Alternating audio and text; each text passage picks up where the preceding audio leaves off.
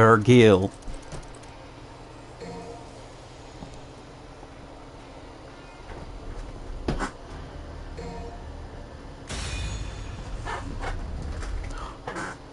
Loading times are bad and they should die. It's Virgil.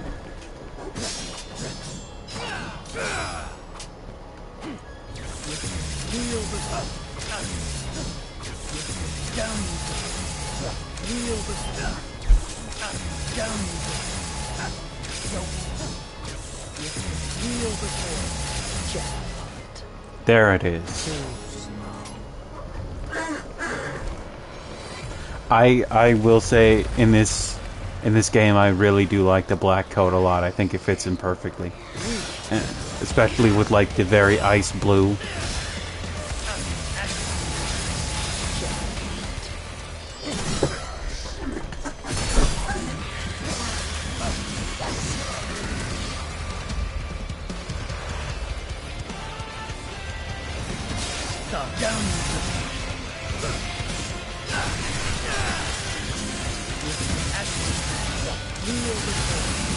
Also, like, putting him in the blue coat. Like, I know that people love the blue coat, but it's his outfit in every game except one. And this. It's the first new outfit and he didn't wear clothes in one. Other than a cape. If you don't know, he's, like, in demon armor all the time. It sounds like Virgil's just butt naked. With only a cape, but, like, that's just the outfit he always wears, and to finally have a new outfit for him. This is why people want a new game so desperate. Nero and Virgil only had one outfit each.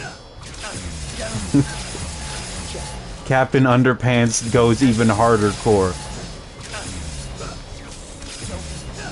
And then the special edition is like, Nero gets a new outfit. What about Virgil? He gets to wear Sparta's outfit as well. And also, yeah. But I'm like, come on, give them new clothes, give them new clothes. Like Nero got the, what do you call it, the prototype outfit, but no, I wanted a brand new design. And then they gave us brand new designs.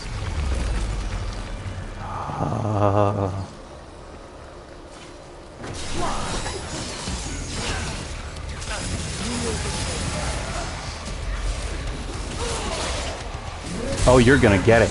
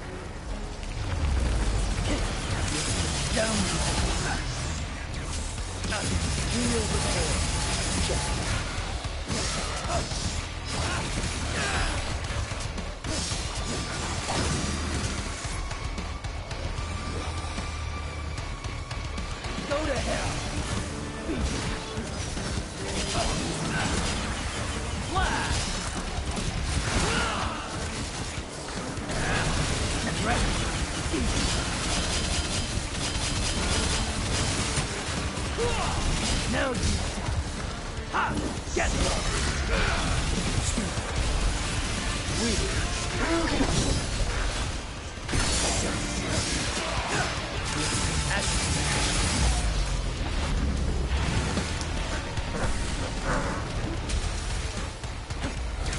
down. Real before. Don't act down.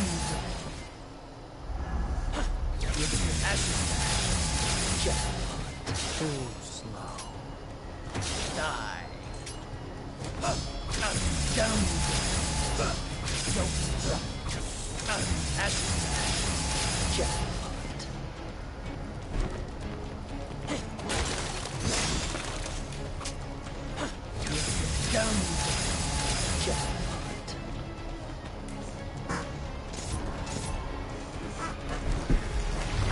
Fury time? Fury time.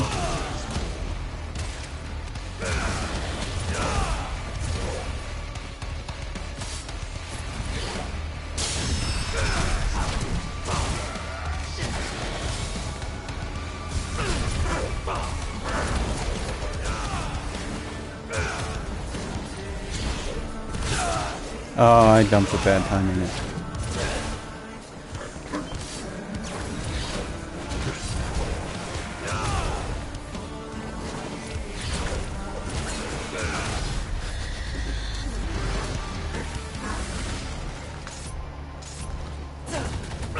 Good fight.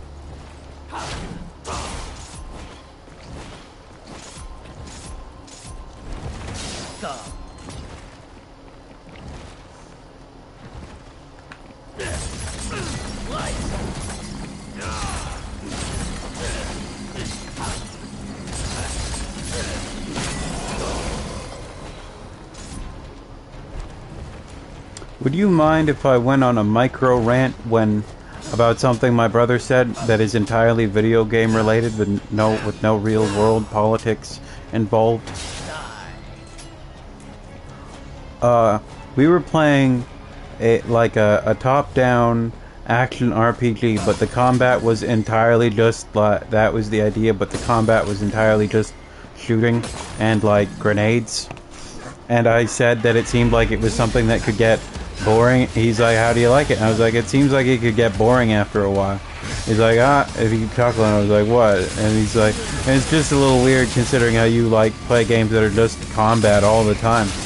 And I was like, yeah, but he's like, I could see what you mean though. But like everything in a shooter, especially one where the camera perspective never changes. The enemies you deal with pretty much always in the same way. You just point a gun at them and you shoot them and you move away from their attacks. And there really isn't any variance in what you do there.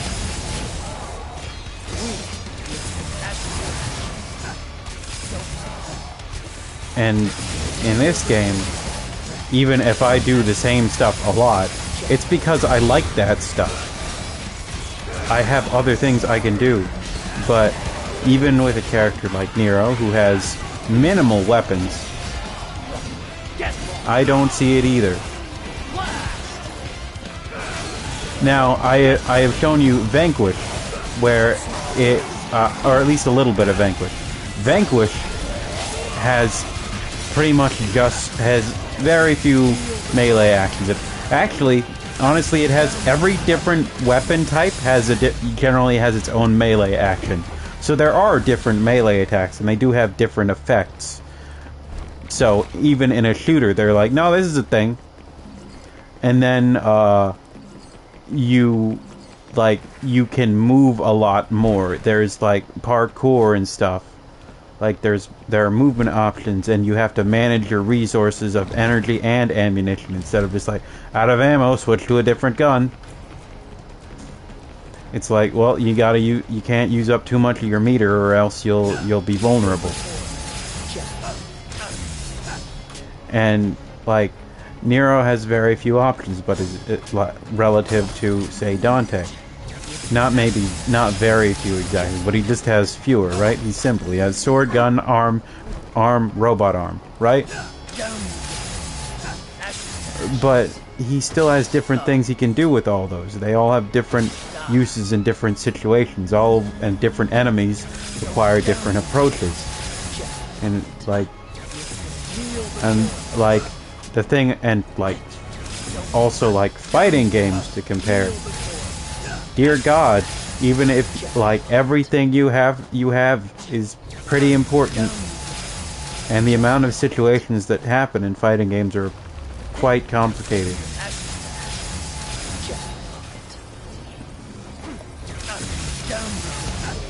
In fact, there was this whole thing where during a tournament for what is it, Samurai Showdown, there was a thing where the match started and one player just didn't move, and the other was stepping back and forth. And the whole point of Samurai Showdown is that every character has very low health. You are in a sword fight, and any misstep could potentially lead to death or losing over half your health. You will die very quickly. Matches are very short. So he just stands still, one of the players, and the other one is shuffling back and forth, unsure of what's going to happen, because he thinks that any move he makes could result in death. So there's this super tense moment, and the commentators are like, "Oh, what level of mind games are these? We can't understand what's going on. Is he trying to bait him to come forward? Is he trying to get him to be aggressive? Is he do a ranged attack in the hopes that he can try to catch him off guard? Or is he going to try? Are they both going to sit there and try to dare the other to act first?" And then then it's oh, what? They're asking the tournament people to come out. His controller is disconnected. His controller isn't plugged in properly. Something's wrong with the controller. Okay. So the thing is that even though nothing was happening because the other player wasn't able to do anything, people still felt the tension because there were all these things that could be happening. It was also just funny. But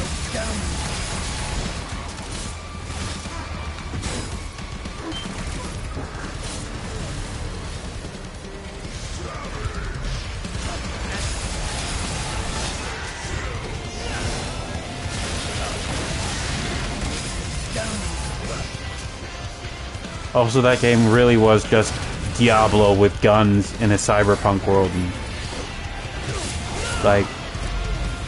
nah. I'm just not interested. Darn.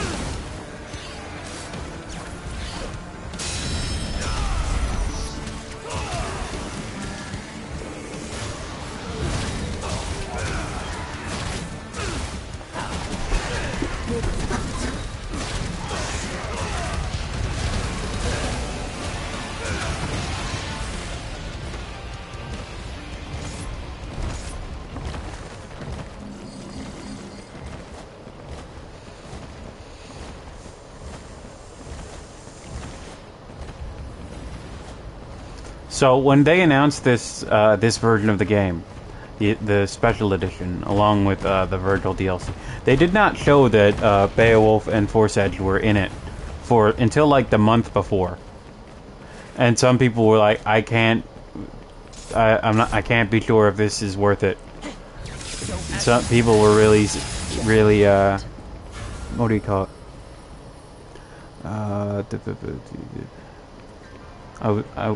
The word that's coming to mind is scrutinous, but I want to say skeptical. They were really skeptical. They were like, if he's just got Yamato, I don't know if that's going to be worth it. And they're like, nah, he's got all three of his traditional weapons, of course.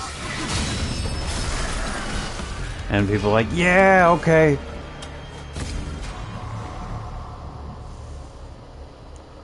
Also, just Dante can do more things. Dante and Nero can do more things in their guns with this game than you can do with a single gun in most shooters. This one shoots different. This rifle shoots faster than that rifle. That rifle shoots bigger than this rifle. This rifle that shoots laser blasts. This rifle shoots one big shot slowly from a distance. This is a shotgun. It shoots a spread.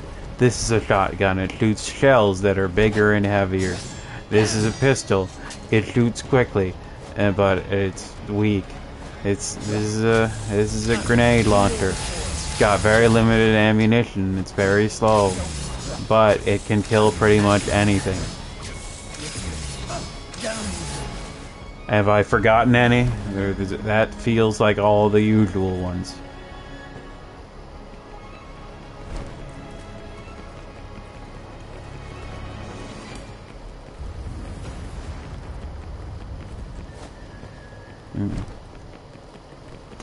Like, every time it feels like the same thing. I know that that's just how genres are, but like, it's all just guns. Like, yeah, I know about Doom and Wolfenstein. I still have to finish the original Doom, but at least when the original Doom came out, there weren't like 5,000 other things like it. And honestly, most things aren't like Doom now anyway. Most of them are just trying to copy Call of Duty and Halo. You're a soldier in a war. Don't care.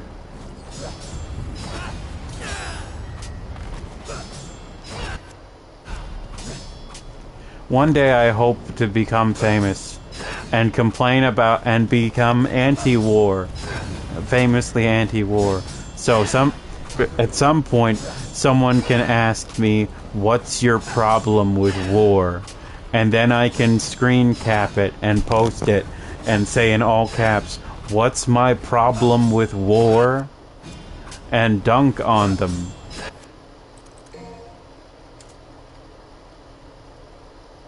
Because you know somebody's gonna ask some shit like that.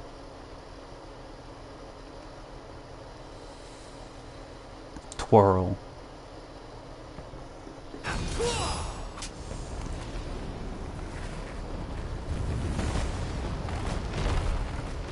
Like, what did Great Britain do?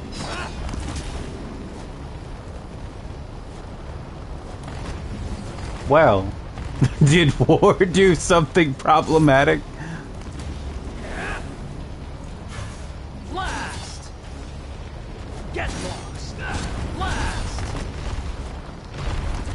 You know, here's the thing. It's not even clear if most demons speak English. Like, whether they speak a demonic language or no language at all. It's not clear. The more intelligent, the big, strong ones, they do. But these ones, who knows? Now it's like. Now it's scrap.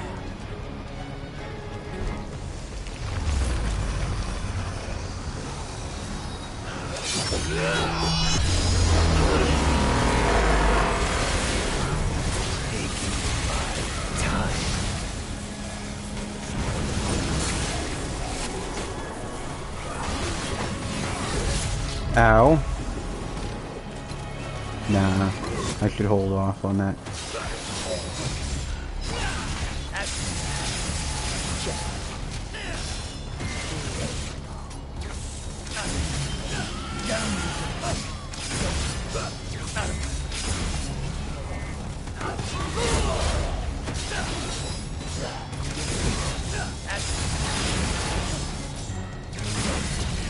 God, they're gonna play Devil May Cry 4 or 5 and then special edition someday. And then I'm gonna have to explain what like all of the combat systems in the middle of a fight, either through text or voice. Because starting in 4 and 5, every character has all these subsystems to them. I love it. It's like, what's the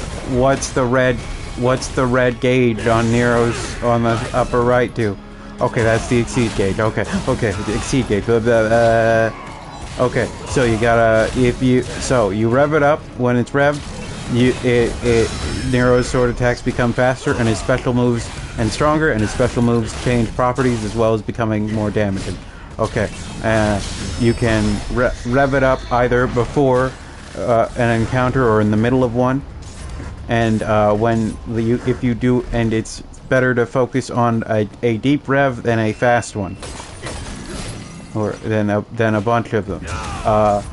And then if you press it at the end of a swing, like when it hits the enemy, then you can rev it. And if you get it at the right time, it fills up 1 unit. If you get it at the perfect time, it fills up 3 units.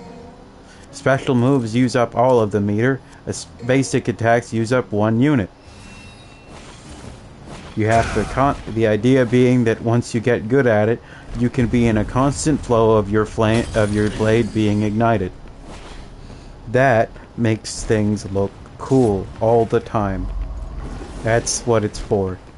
And it also is just better and faster to do things like that.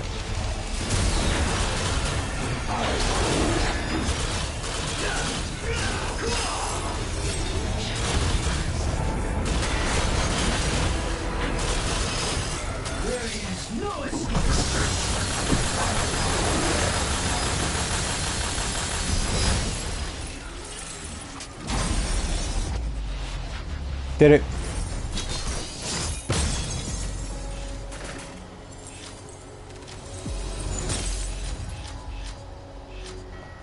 Eat shit.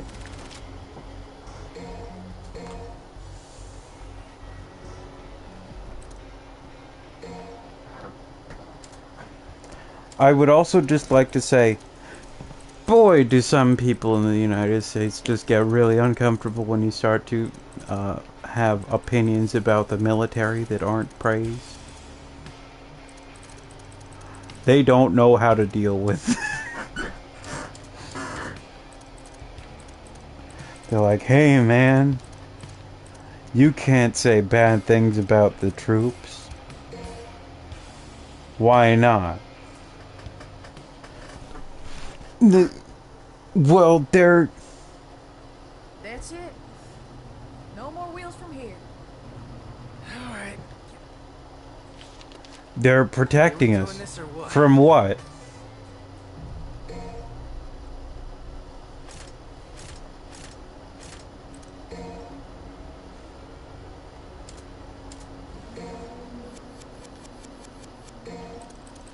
The bad people.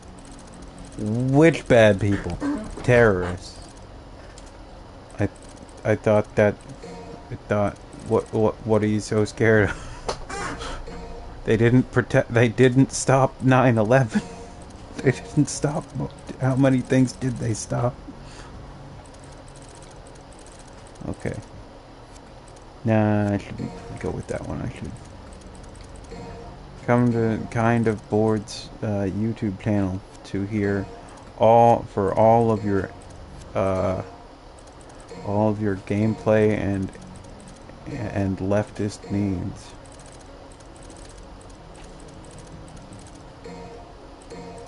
I don't think I can fulfill all leftist needs. That's a joke. What could though is communism.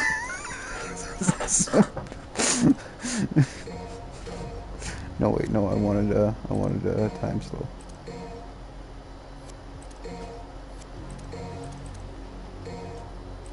I'm gonna put those in the wrong order on purpose.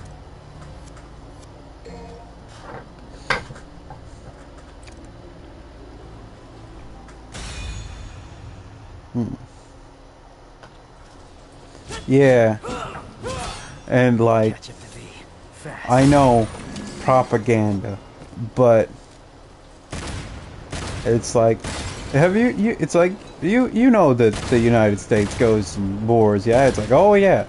You know that sometimes there are other people living in those countries, right? It's like, yeah? Do you think those people are glad? It's like, oh, but we stopped the Nazis. It's like, okay. You did get involved in World War II years after it had already started, correct? And you were a major force behind the victory. Yes, you were probably the deciding factor. But here's the thing. That is one war.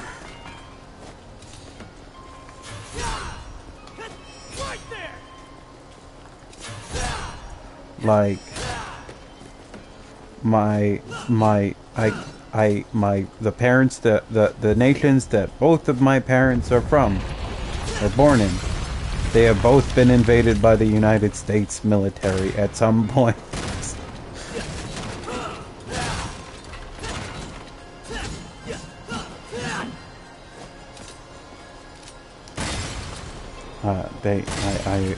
I know what the U.S. military is for. It's oh look, smoking sick snack shack.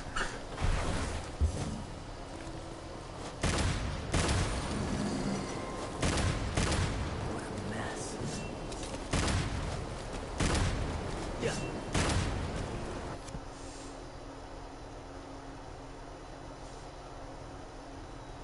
Mm-hmm.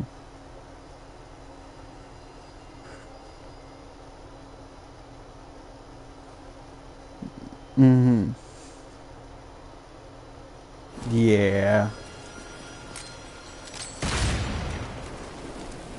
There is one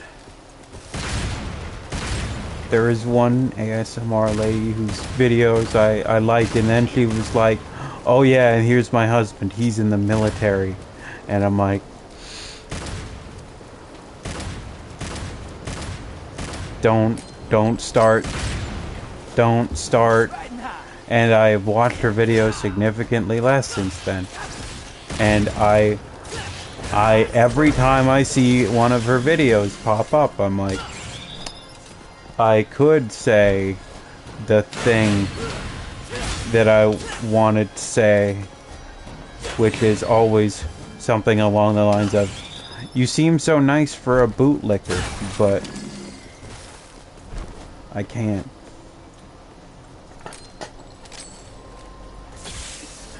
I am so tempted. Or, how's the jackboot doing? Something along those lines. Yeah.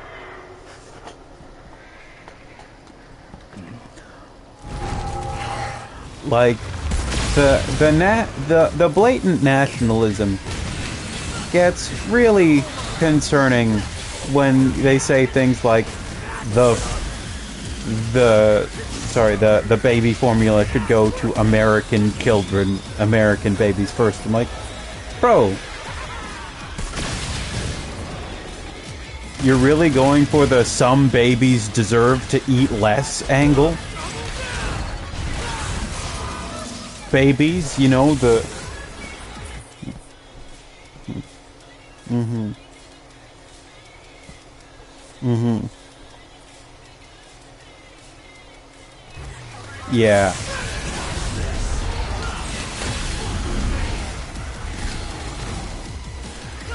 Like...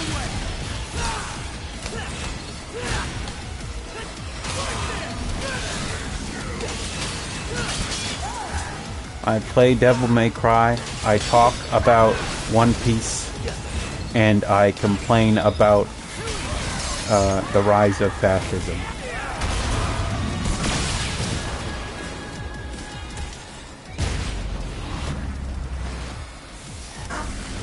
I didn't even use the drill.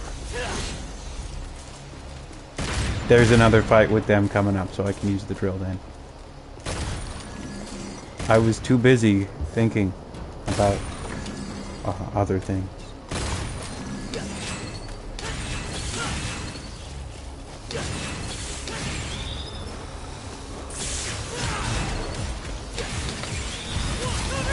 Also,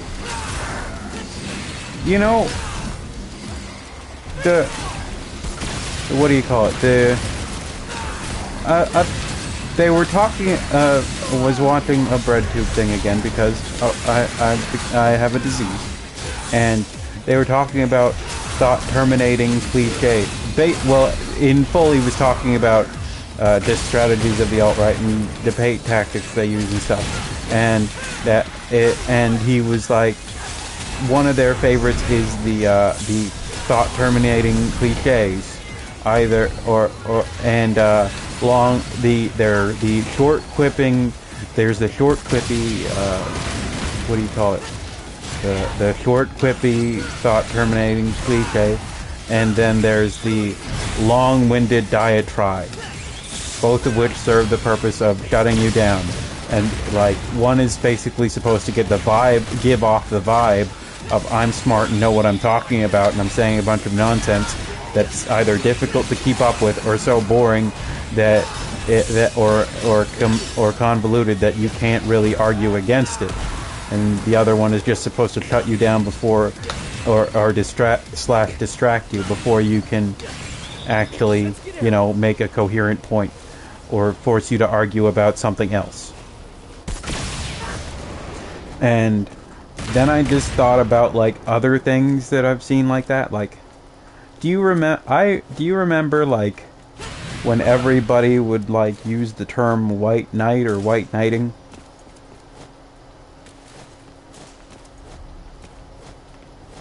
Because that was one that was thrown around a lot.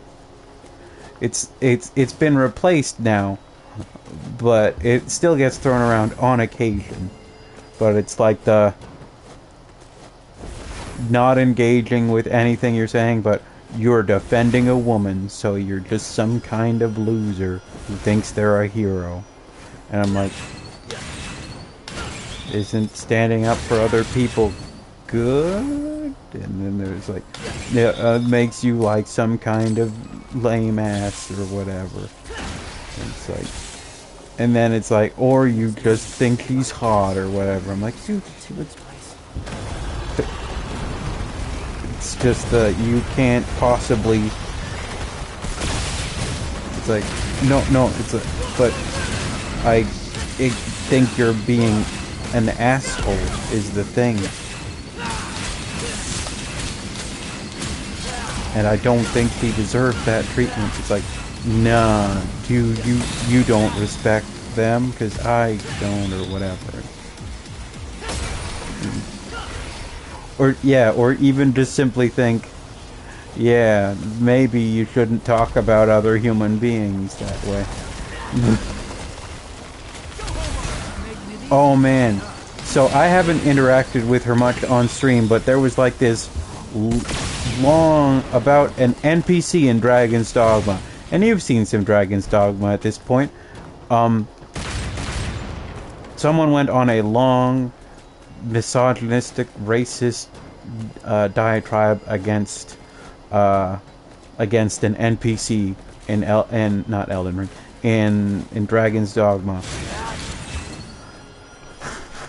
Misogynist against her, racist against the idea that she could be with people of color at any point, and that would make her a whore, as they put it.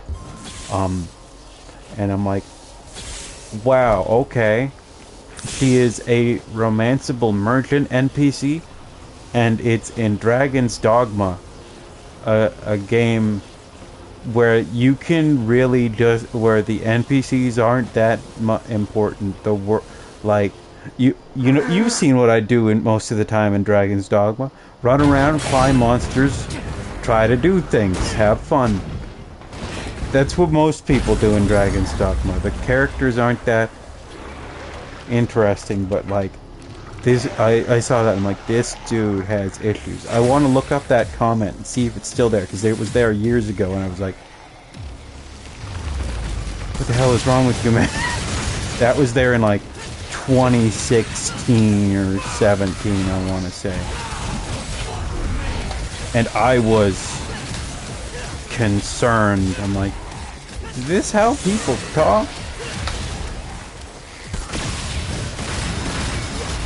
Now, it's not like I didn't know racists existed, but I didn't think they got upset at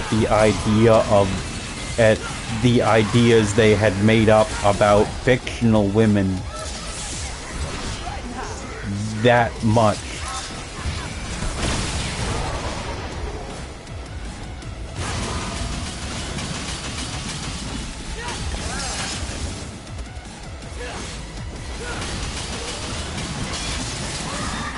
Also, good news I found out the other day. You can romance it. There are no... Yeah. Now, I get upset at Imagine Things a lot. But I also, like... I think a key difference is, like... I'm not shouting slurs.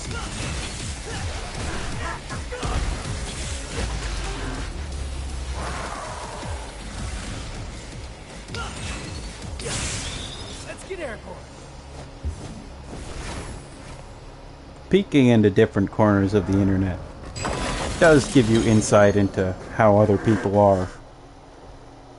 And, gotta say, helps me realize maybe I'm not too terrible. Actually, I don't need this anymore. People are scary.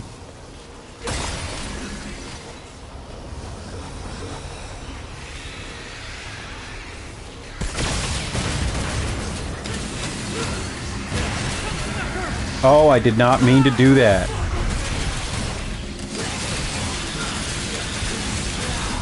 I didn't even get to use that arm.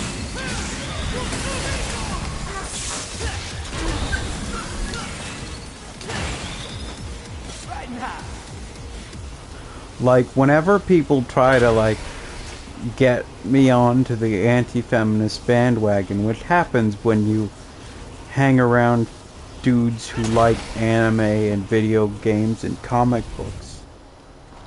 Like, I just think about all the instances where a woman, the idea of a woman, just drove dudes into a frenzy. And I'm like, nah, man. Like, of like doing something that upset them. Just the thought of it potentially happening. Like being part of a community they were in, or like just kissing the wrong type of dude and they went into a frenzy. It makes me think of that sort of thing. It makes me think of the Emmett Till, and that makes me think of the Emmett Till situation. The I am so far above them that any slight against me is worthy of ire and violence, and I'm just like, nah, man, I don't think I can be down with that. Please stow away.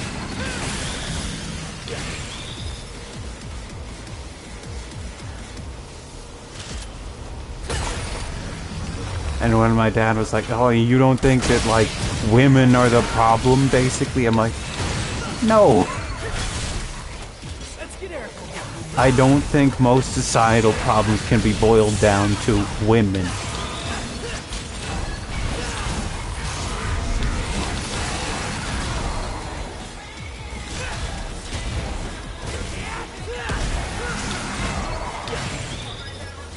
There are lots of people who would probably blame lots of things like that on us, or more particularly you, Father, as he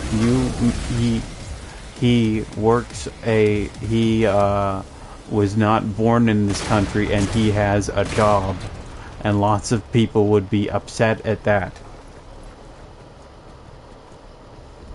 Now, he was not born here, and he did not choose to come to this country, and he was born as a result of the United States taking military action. But people wouldn't care about that. Like, he was brought here by Canadians. By white Canadians, but they wouldn't think about that. They would think about him as being a threat, a change, as violating the natural order, what they feel is normal. I did that at the worst time possible. I am so rusty, and I am upset at how rusty I am. I've messed up so many times.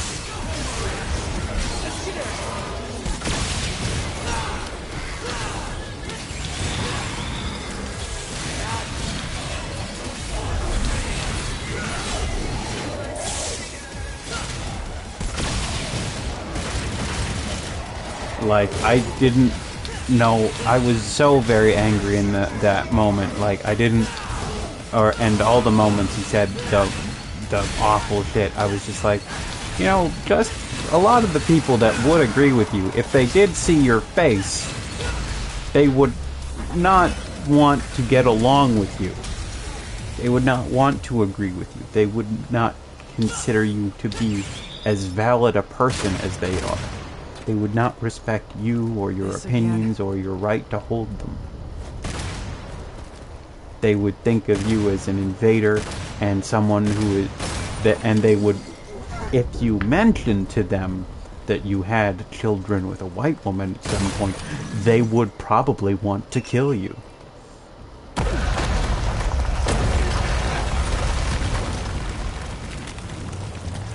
Like, when, like, dear father, when you talk about the way that, how, like, oh, the ethic, like the women's liberation and all that, part of that was, like, a movement of laws moving towards, like, bodily autonomy and stuff. And guess what? Around the time those things happened, that was also the time when interracial relationships in the United States were legalized. And racism was kind of confirmed to be bad as a consensus. Or at least the majority, if not a true consensus. Now, here's the thing, that your relationship with my mother that you still seem to be quite butthurt over would have been against the law if things were in the ethics of the old days that you seem so nostalgic for despite not having lived in them.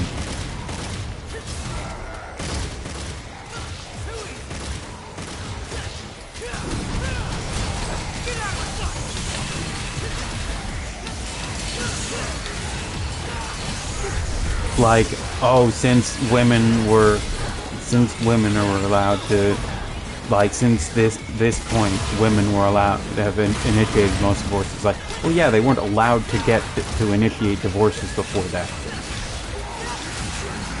They weren't allowed to own property or have most jobs, or their husbands had to sign off.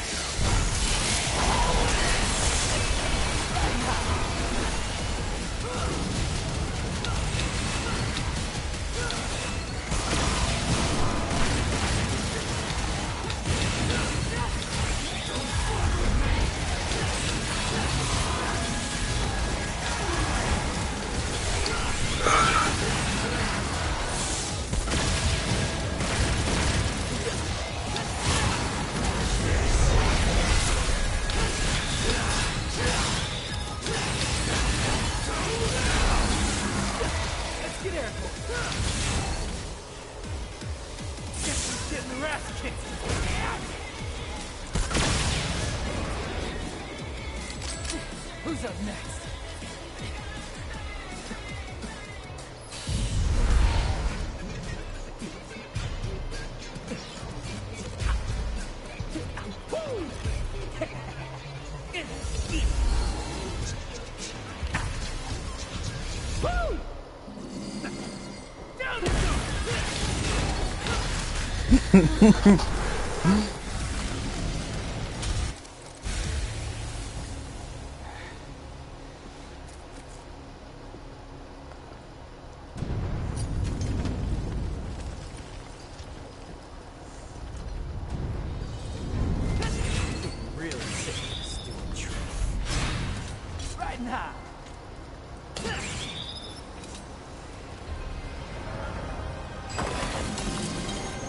Vega Buster.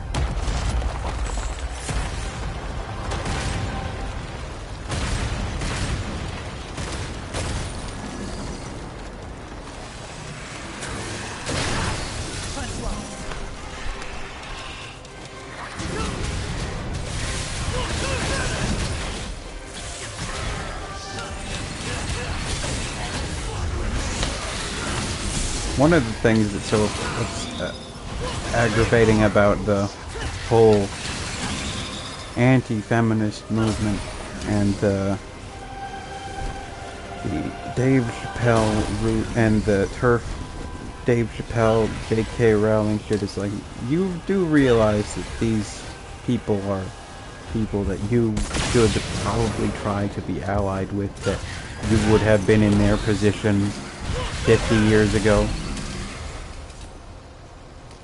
and that people who had the same attitudes towards people like you then would be glad to like start turning on you the instant things turn in their favor.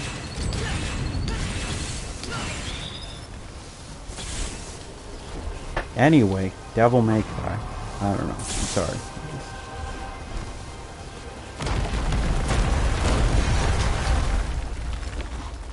Like, make no mistake, they see you as an ally of convenience. They do not value you as a human individual.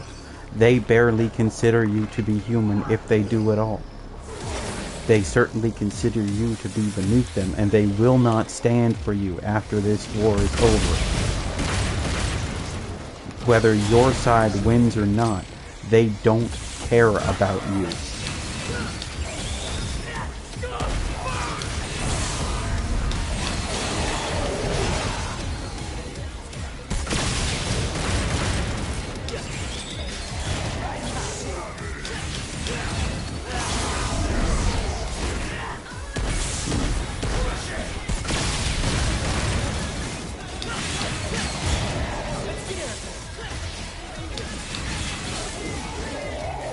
Gonna do something stupid.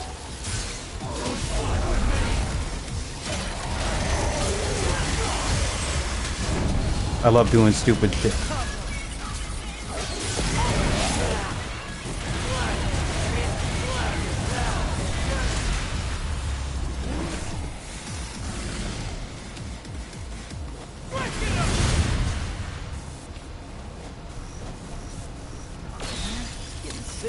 Well, it's like, oh man, I also like,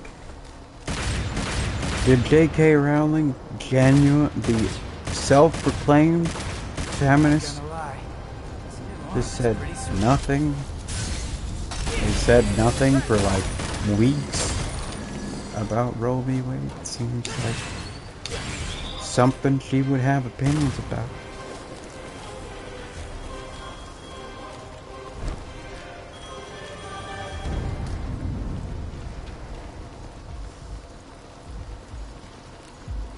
Go write slavery into another book. It's almost like she's so wealthy that and white that none of this will ever actually affect her, and she doesn't care. Go write a book about how fine slavery is again.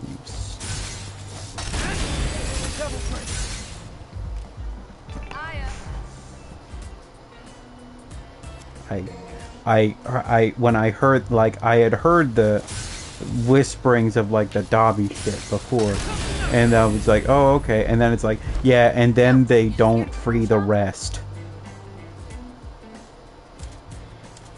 What do you mean? They decide it's not a problem and do nothing about it. What the fuck do you mean they do nothing about it? It's like, oh yeah.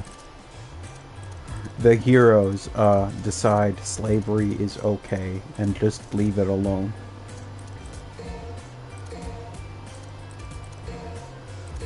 Like the heroes, you say? The heroes? Yeah.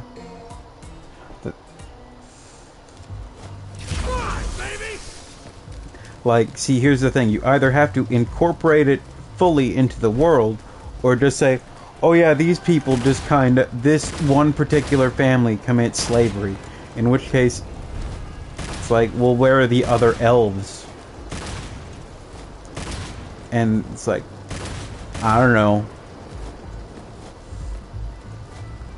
Like, if she wanted to, like, not be an idiot, she could have said it was a homunculus. That would have at least set, like, there isn't an entire species, and then she could have, then it would just simply be a potential concept, and then, like, she could later coward out in a war and have it so be that the people they kill are homunculi or something. But no, she makes a species of slaves. And then has them later be like, oh yeah, no, Dobby's weird.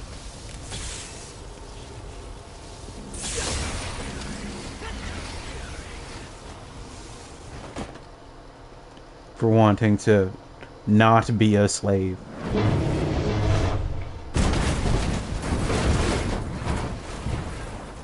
Also,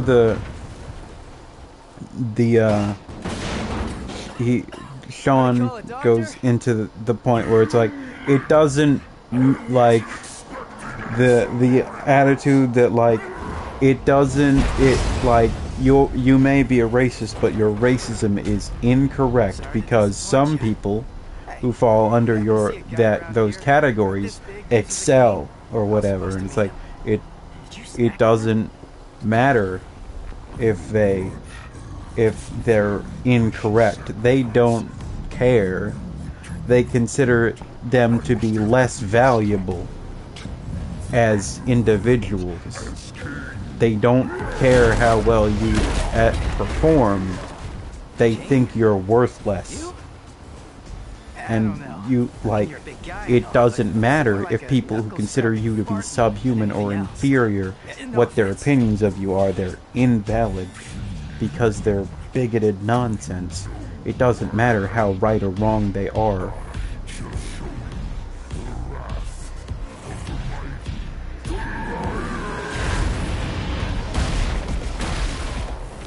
Also finding out, this is like, oh, how does Harry win? He basically wins by an interpretation of a magic law. He wins by gambling on an interpretation of a magic law. Cool trick.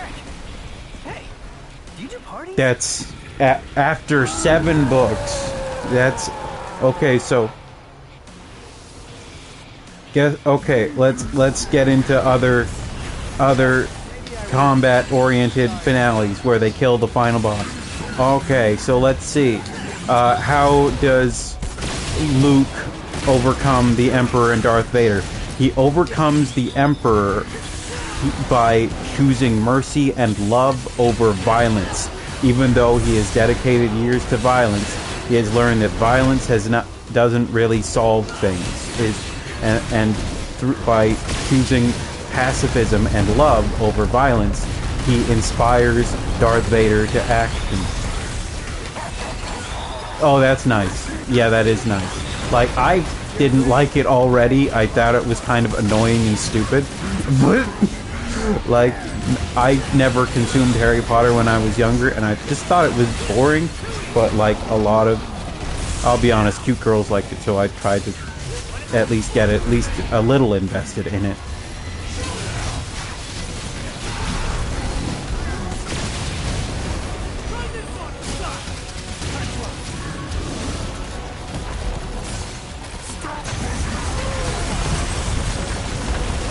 Yeah.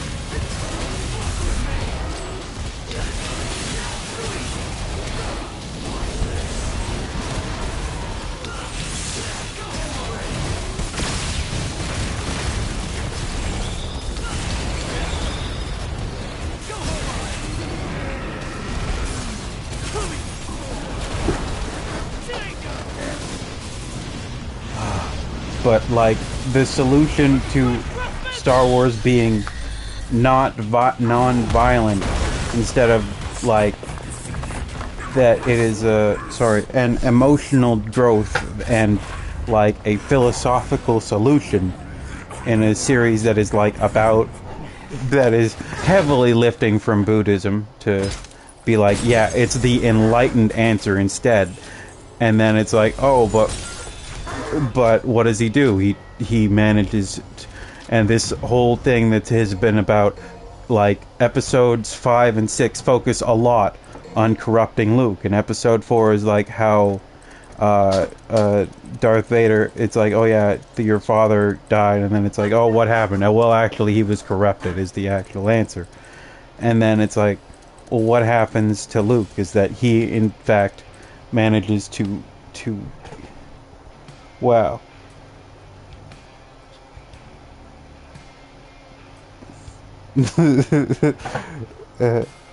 Okay. Yeah, that's fine. But like in the end, Luke manages to turn Darth Vader instead of being the one being turned. So it's satisfying. And then you still do get the fight at least, and you do still get to see that Luke has grown, but not just as a combatant. He's grown as a person and decided that he doesn't just want to focus on his revenge. That there is something beyond that. He doesn't win because like a referee of the Force comes in and says, no, Luke wins. The judges ruled that Luke wins. And then Darth Vader and the Emperor explode.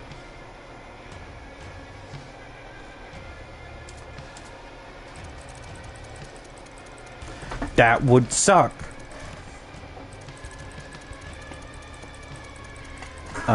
Let's see, how do they beat Sauron? Well, they blow up the ring, but how do they do that? It's only through the combination of their efforts and, like... So, part of the thing is, like... People seem to think that, like... well, Frodo was corrupted in the end, and that was his fault. But... that was just basically a minor fault at the end that was an outside influence. But it's like, oh, saying that Gollum got it in the end ruins the point. No, the only reason that Gollum was with them for that long was because Frodo was kind to him. Because he wanted to be kind. And he wanted to believe that Gollum could be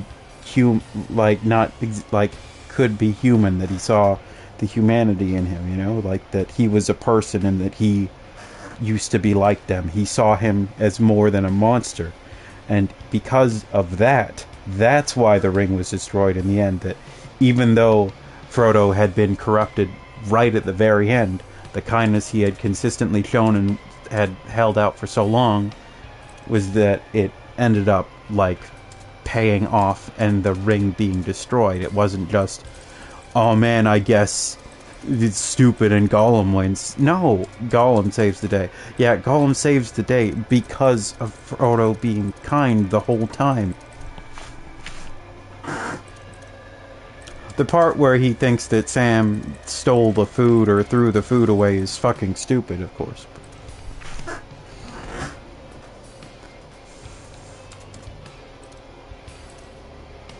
Like, it needs to be satisfying, and B, it needs to have some sort of meaning. Let's see. Okay, well I kind of want to play a bit more Nero just because I'm unhappy with how I performed. But...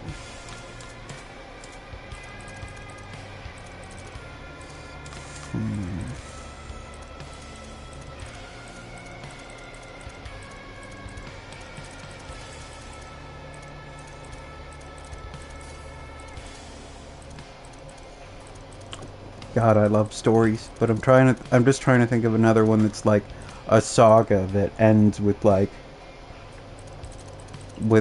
a point, and like where their fight is like spiritual and physical, you know? and both sides end up playing out. And I am also trying not to say One Piece.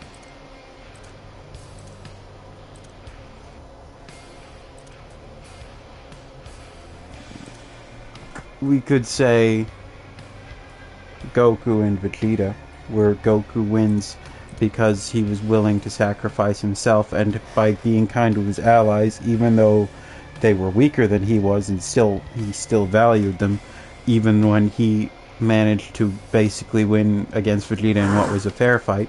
Vegeta chose to like cheat instead, and then because Goku had allies that he still valued that were weaker than him, they helped him to win. And that was, you know, like if Harry Potter won by like rallying his allies, that would have still been more satisfying than coin flip, coin toss. You win the coin toss, you get the point.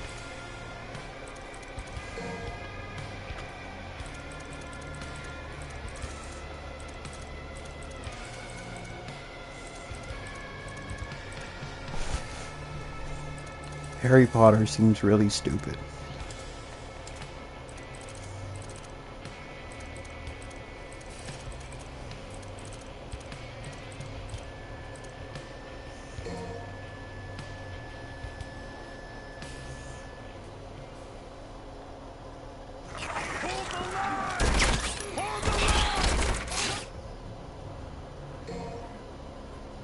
Oh God, okay. I do not like the chills. I've got some cleaning up to do.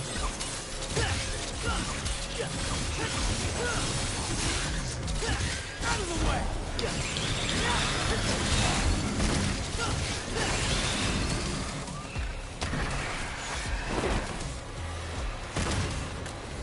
Let's see. I think I've told you before, but I don't know if you remember my history with Harry Potter. I saw the second last movie at my dad's, and spent a lot about like I don't know, maybe a third or halfway through. I just took out my PSP and started playing Final Fantasy Dissidia instead, and half paid attention to it. It seemed really dumb. And then I tried to watch the first one later because girls, I'm vulnerable. And then I also kind of got bored and started playing a Dragon Ball Z Flash game or something. I know it was a Flash game, I can't remember what it was. And I just played that and kind of half listened to the plot, and honestly by the end I had no idea what was going on anymore. And then I immediately started the second one and then fell asleep like 10 minutes in and just didn't go back to it. It's not just about food. Something else. Those are the Harry Potter. One time I was in a bookstore and I had like $10. I was like, you guys have the first Harry Potter book? Because I was trying to think of, I was like, I want to read a fantasy thing. I was like, Harry Potter, that's a fantasy thing. And the author was, and the bookstore person was like, nope. And I was like, okay. And I moved on.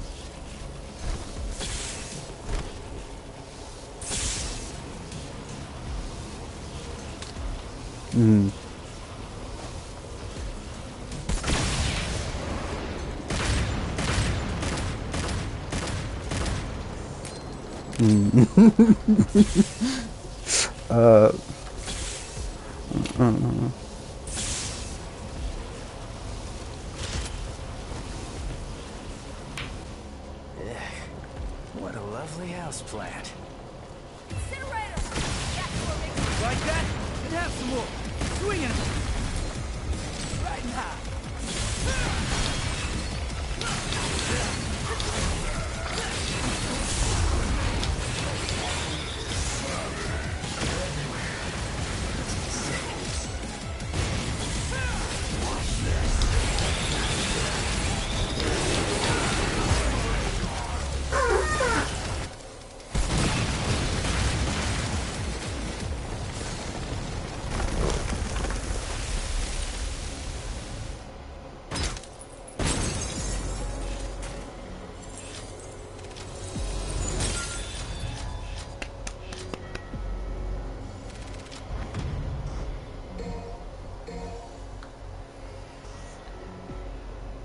I still like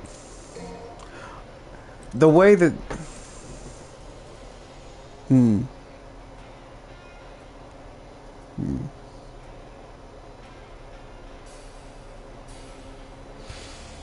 Yeah, like there was one YouTube ASMR person who was like, man, like saying like what Hogwarts house they were in, and then they'd be, and I was like, really? And then they were like, yeah, but the instant that if I tried to talk to Rowling about this, and then mentioned that I was like non-binary, they would immediately want me dead. So, and I was like, then why are you still talking about your Hogwarts house? Yeah. No, don't worry. This is a safe Harry Potter hate space. I don't like those. I don't like even like you may have noticed, but I like things that are kinetically satisfying. I like movement. I like impact. I like animation that focuses on those things, you know?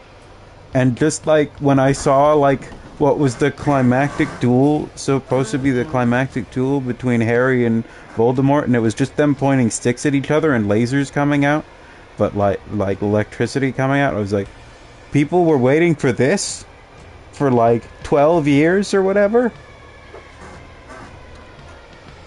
This is lame.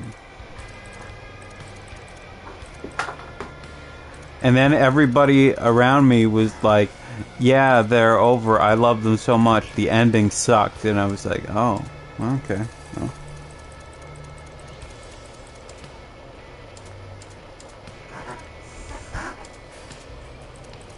Me neither. Let's see. What else is there about Harry Potter? I could never really tell what his deal as a person was. Like, everybody kind of knows what, like, to go to other nerd stuff, what Luffy's deal is. He's an idiot, but he believes in freedom and adventure, and you learn that, like, he can be stubborn and proud, but ultimately he tries to. You learn what he cares about. Everybody, like, he's simple-minded, but he wants to go on an adventure, and when he's kind of childish, and that can be his downfall at certain points, but in his being childish, when he sees something wrong, he doesn't sit around. He says something or he does something. But not so much in that if he disagrees with someone, if he disagrees with something, he says something. If something angers him to the point, like when he first meets Kobe in episode 1, he learns that Kobe's a coward, and he's like, wow, I hate people like you. And later on, he sees people being bad, he just punches them. He doesn't care about the consequences or anything that will happen. He doesn't care about what will happen. He sees bad stuff happening, and he chooses to try to stop it. He doesn't really think at all. He just sees, like, well, that's bad, and punches. It's his solution. He sees a problem, and he tries to solve it. And that ends up causing problems for him in many different situations, but he also ends up ultimately solving most problems. That's what makes him likable. Yeah, he's an idiot, but he's an idiot who will never stop trying to do what he believes is right. So you kind of like that he is like so clueless at most other things. You're like, how are you? You're hopeless. Like he cannot make food. He cannot draw.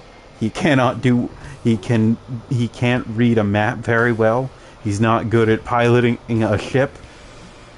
But gods be damned, or stupidity be damned. He can fight, and he knows what he wants, and he will fight for what's right. So even if he is only good at like one thing, he uses that one thing. So it's like he wins you over. I don't know what Harry Potter does. And saying it's like, oh yeah, he frees a slave in book 2. Then in book 4, he just decides he doesn't care.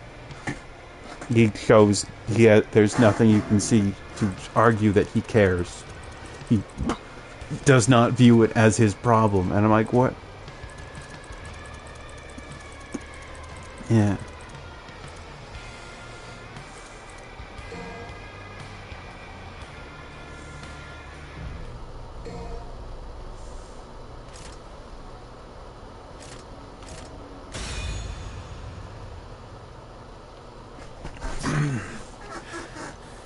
Finding out that, like, the acclaimed fantasy hero doesn't try to rescue slaves because he doesn't care very much. Hey. Hello?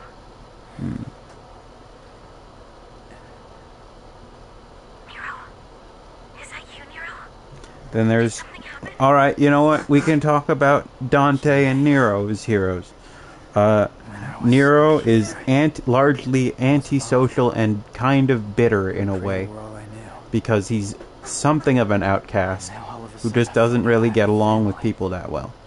But he has people that he cares about, and he chooses to do right by them and by others because he knows that's right, and he wants to do what's right even if it's just for them. And in the end, he tries to do what's right no matter what. It's likable.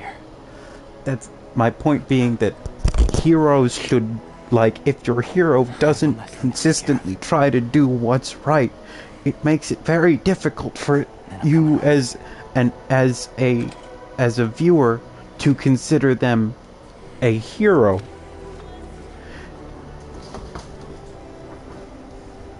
Anyway. I couldn't protect Kratos. To this day, I hate myself for not having enough strength. But this time is different. I swear! I'm not letting you die!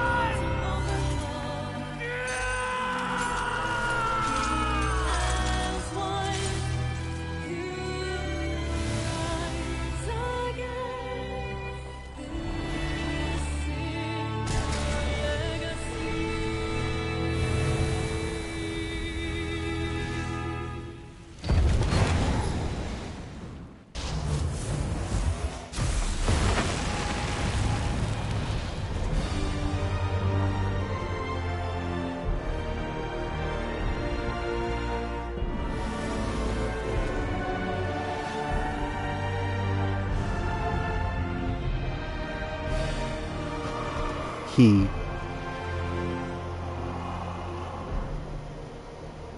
This is curious. Nero.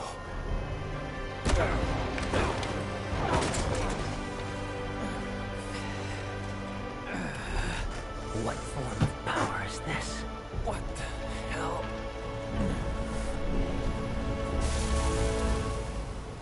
This ends right here.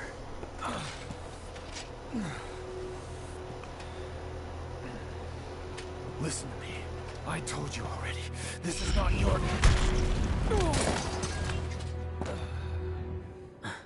You listen. Deadweight. I won't let you kill each other. There are other ways of settling your differences. I'm putting a stop to this sibling rivalry.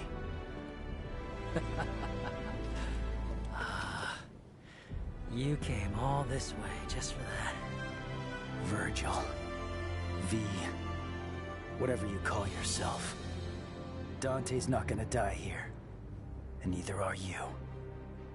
Do you have a problem with that? Not gonna die my ass. Oh, that bitch slap nearly killed me. If I beat Nero, then by default, I beat you. Agreed, Dante? Whatever. I don't really care. I'm just gonna sit this one out. In this case, Dante does not do the right thing. Over. He does not try to stop the wrongdoing. Because he has another person that he can depend on. And he's tired. That's fine. It's fine to be tired. He is so tired. He's been doing this for so long. It has everything to do with me.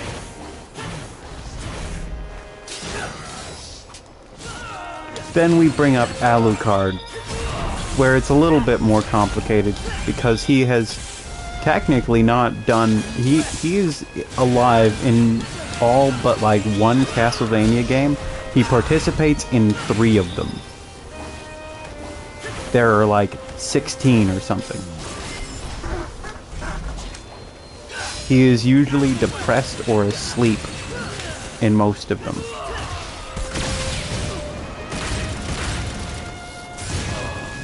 Relatable. But, you know, great power and whatnot.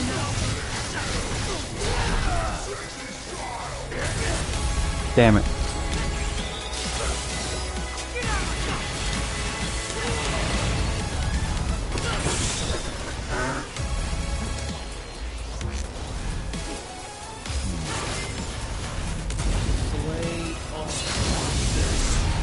Now, I'm not saying the weight of the world should rest on Alucard's shoulders, but he should at least carry a little bit of the weight. A little bit more than 3 times. And one of those is, like, not canon.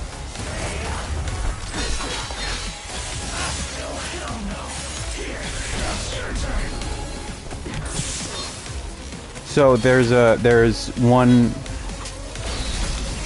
like route in Dawn of Sorrow where excuse me, the main character can like take the villain role and then a witch named Yoko Belnades, a Belmont, and Alucard can go to face the protagonist together, and you can play as all 3 of them. And just be like, Castlevania 3 rock.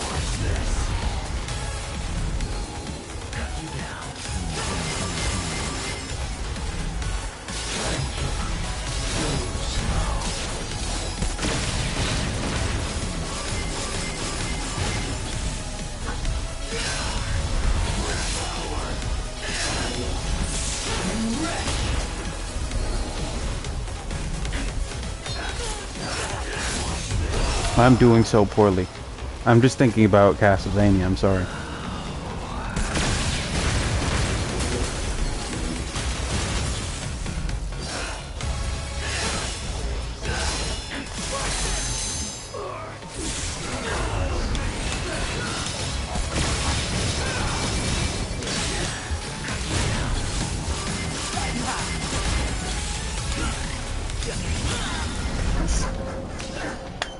Okay.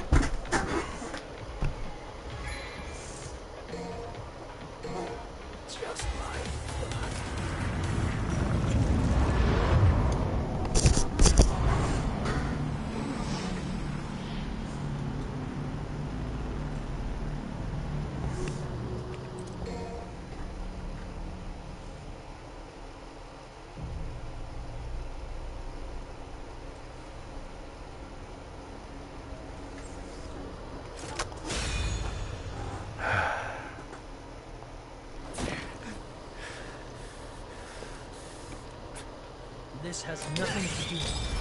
Stand down. Nothing to do with me. It has everything to do with me.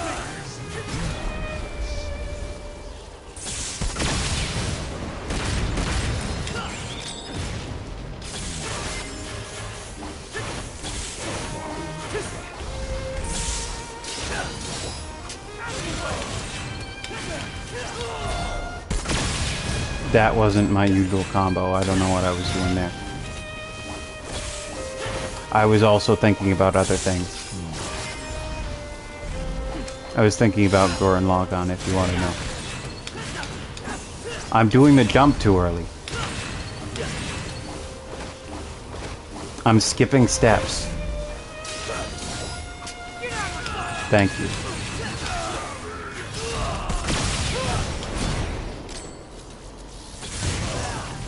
No.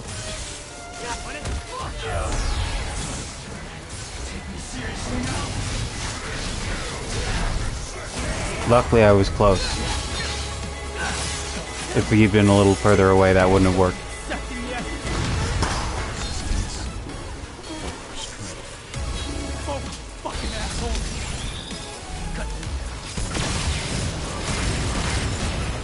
Dante, what is this child support everybody keeps joking about?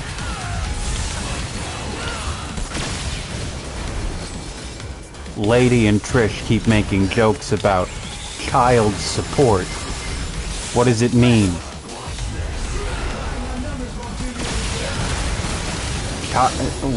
What?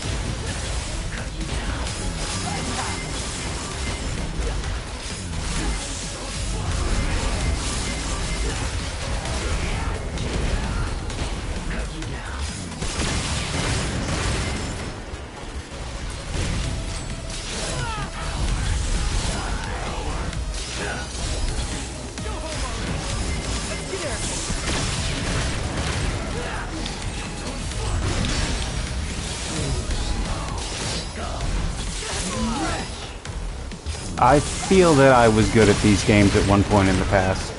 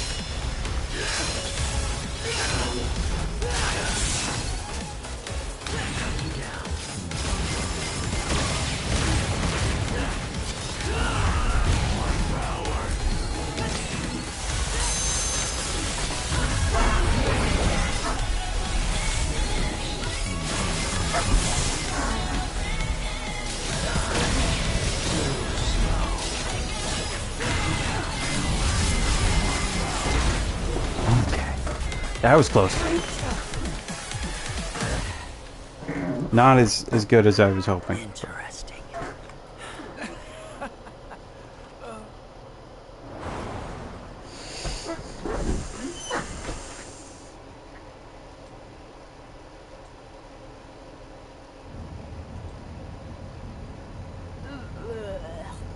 Hoo-wee.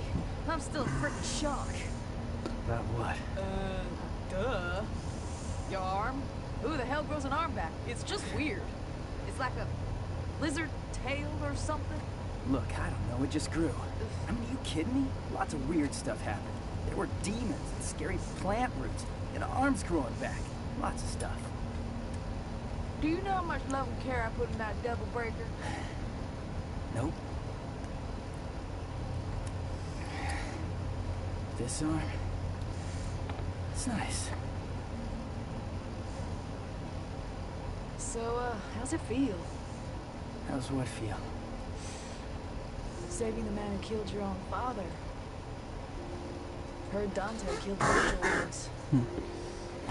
Doesn't matter. They're both gone now anyway. It's okay to cry. If you want, Nero, over a loss. I'm not crying. It doesn't make you a crybaby. It does make you a little bitch, though. There it is.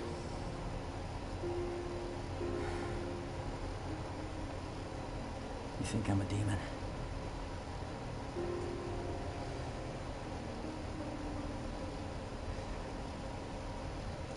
I didn't cry when my asshole daddy died. But... yeah, I know him. I wouldn't be here without him, that's a biological fact.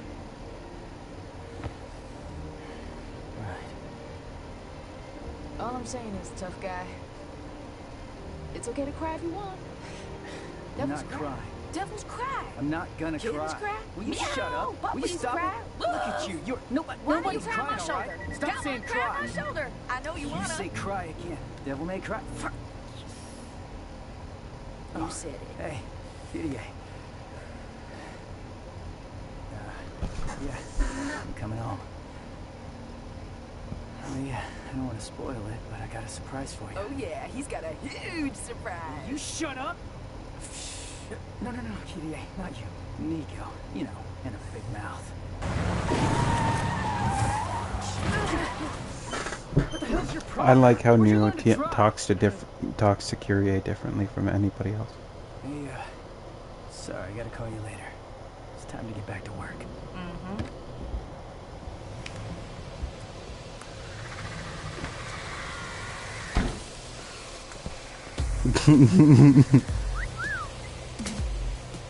It's one of the very best types It's of a gods. prototype, and this is the perfect place to test it out.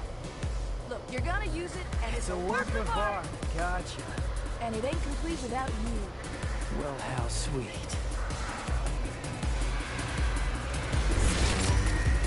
Feels good. Some people ship Nero and Nico, they're bad and wrong. You'll get fixed as soon as we get back. So, Devil's Cry, huh? Let's see what that sounds. They're people who just started with 5 and refuse to play the others first. Or just hate Kyrie, which is Come on. dismaying. Like, I get that 4 was incomplete as a game. Like, as a story, you know? But I like Kyrie. It's like, oh, it's like, she's a damsel, and it's like, okay, but this series has many not damsels.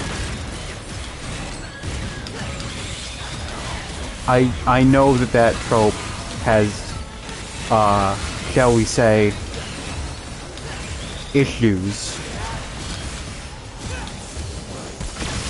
But I just think that she's supposed to be like a representation of a totally ordinary human from a combat standpoint.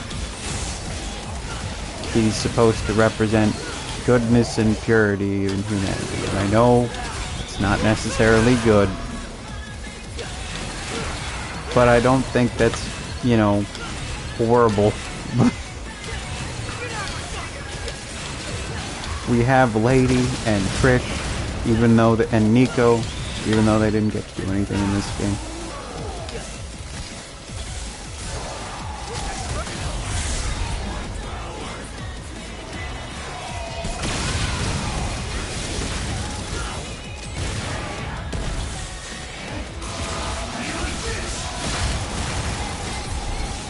Well, is that quick enough?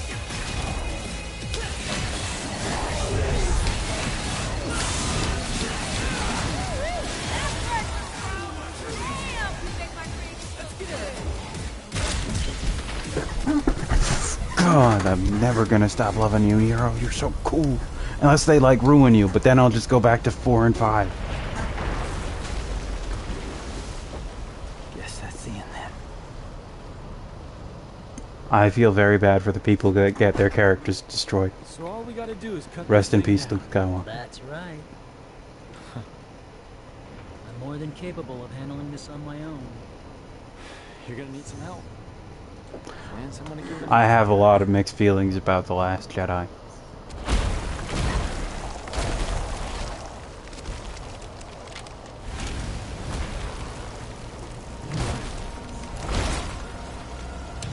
Should I get into them at 5 in the morning? Probably not. Useless pests. We must be ready to Fine by me. Let's give them what they want.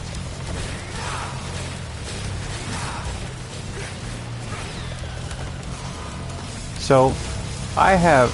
Oh, okay. Well, I don't get why they. It like. I get that they wanted it to be a deconstruction / to not to what do you call it? Not meet expectations, but to like I can't think of it. To subvert expectations, but like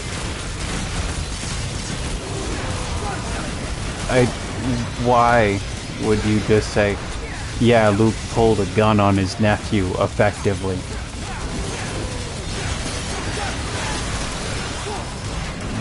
The guy who put his sword away in a fight to, yeah.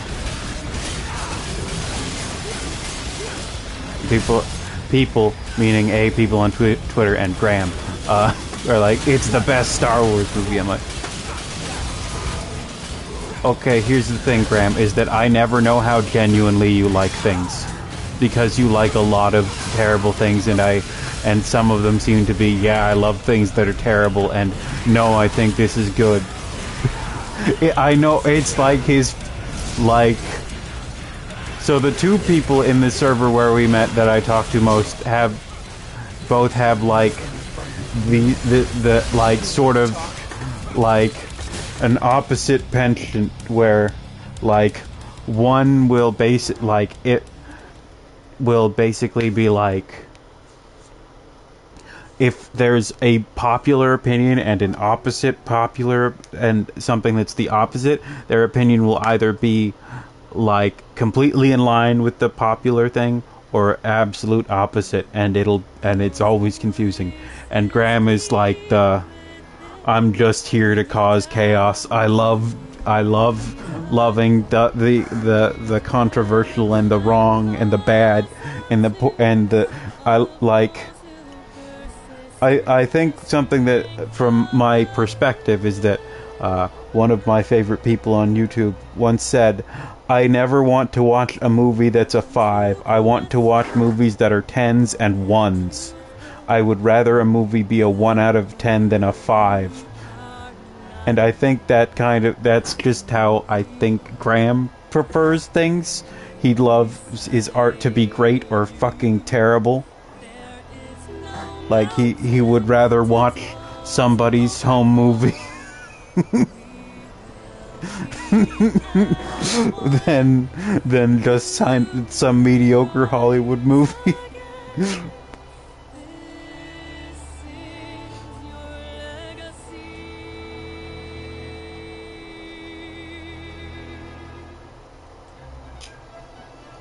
Yeah, same. But like it's a little bit confused. It depends, you know. Like pharmaceutics.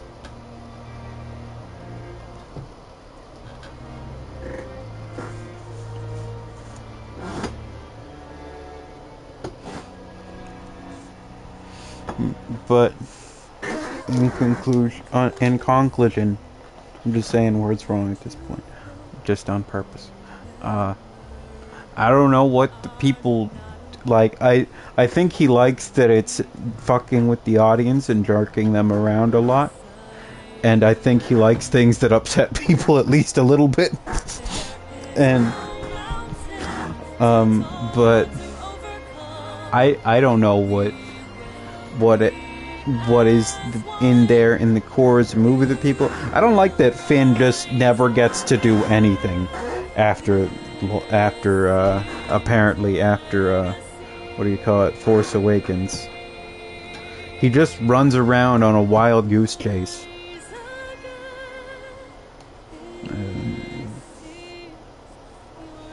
And then a lot of like the Oscar Isaac stuff, what's his name, Poe, is just a lot of don't do a thing, do a thing, don't do a thing, you shouldn't do a thing, you should do a thing, don't do a thing, you shouldn't do that thing, do that thing, don't do that thing.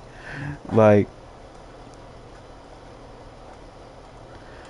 oh, it's just a lot of like stuff not happening. I do like the your parents are nothing, that you're nothing, you're no one, your parents are nobody. Your parents were just people that abandoned you. They weren't anybody of note at all. And I'm like, good. And then it's like, no, he lied. Your parents were Emperor Palpatine's children, or one of Emperor Palpatine's children. I'm like, but that's stupid. And weird and gross. I think that it's good to have characters that are nobody. I like the loser from nowhere saving the world. Or somebody like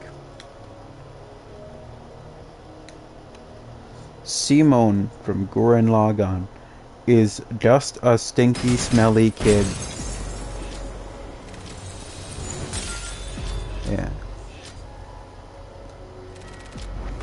Like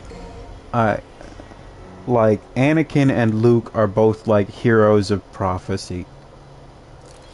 Like they, I don't need to like, we don't need another legacy character, you know? It's not all characters can be like two families. It's like, oh, who else gets to be important? Poe, who also barely gets to do anything in Force Awakens, and then spends most of the movie not doing anything in Last Jedi, and I don't know if he does anything in whatever the next movie is called, Episode 9. And then Finn, who does a little bit in Force Awakens, and then stops doing stuff in the episode Last Jedi, and then Episode 9, apparently he does even less. And then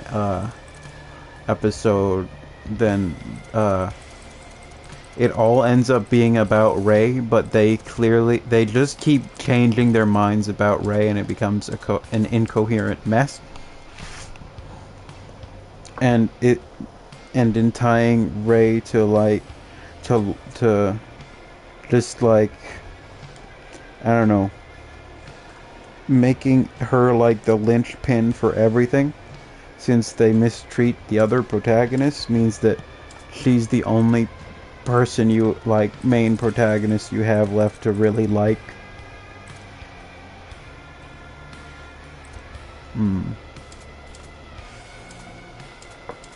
And like, if you and then like, when they can't decide who the only character you have left to like actually is, and then the thing they settle on is unsatisfying and stupid,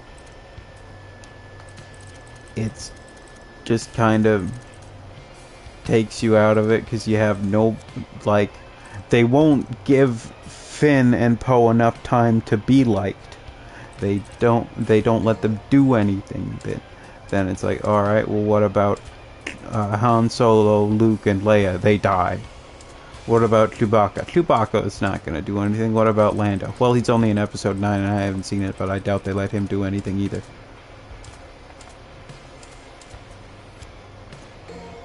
What an interesting trend. It's like, oh, what about Kylo? Well, Kylo is like the, how do you put it? Someone put what is it? The opposite of manic, the depressive, toxic demon boy.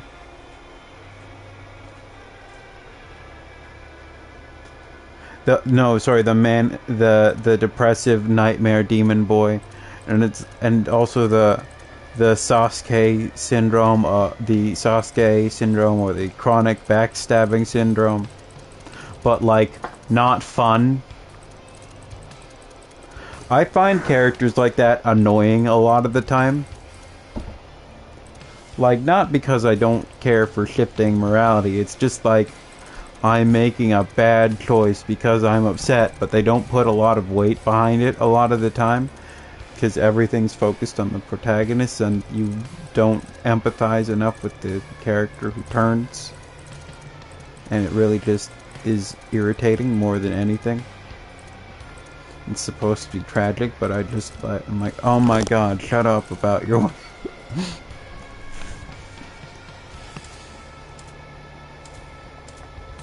And like, I'd never particularly liked Kylo Ren.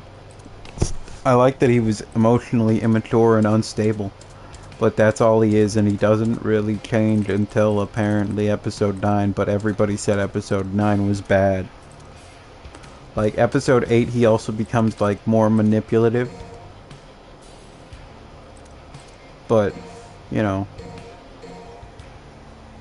it doesn't, like, go many places. I'm not gonna do this. I don't know why I started this.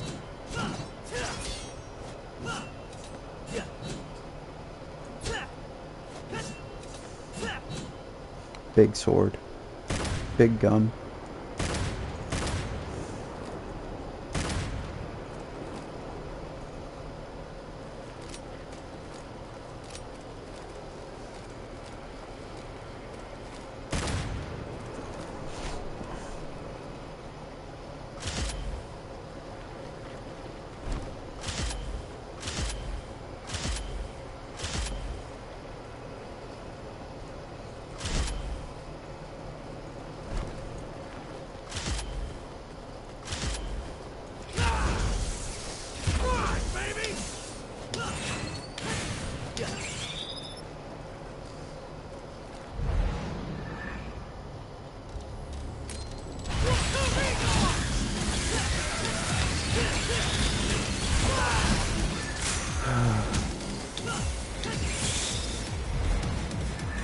Also, like, every movie was pretty hampered by the I'm an adult now and I can see all the constant merch, and every single movie has 2 movies in between it, or a TV show, and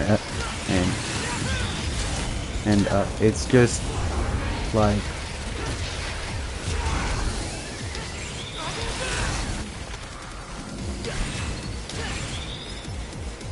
it doesn't, like, seeing the, like, Marvel-esque timeline thing of Star Wars pop up, I was just like,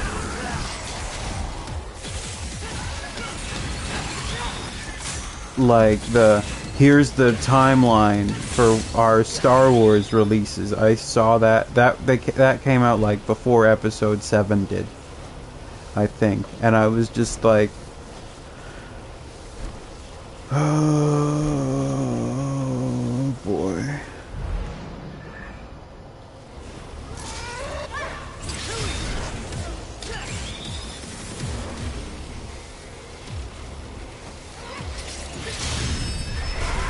And some people, like, you pretend like these things weren't corporate things the whole time. No, I'm not saying that. I'm saying that it was just 3 movies in a row, and you know how many movies came out in between those? None of the Star Wars movies. And then after episode 3, they had the, what do you call it, the Clone Wars movie that was just basically an ad for the cartoon. You could safely ignore it.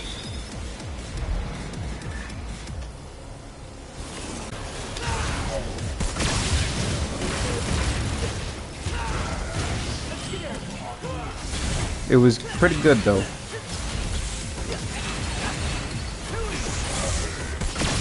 Genndy Tartakovsky, I think. Wasn't it? No, those were the earlier ones. Those were the 2D ones. No, I'm sorry.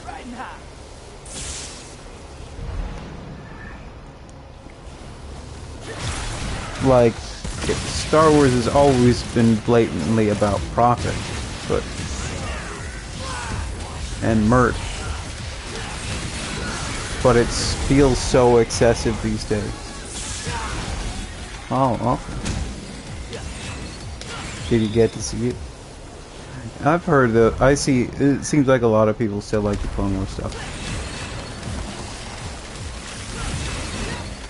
I watched some of the show, but it aired, like, on real TV when I was, like, 12. I had, like, homework and stuff.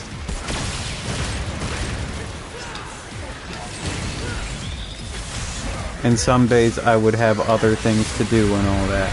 Like,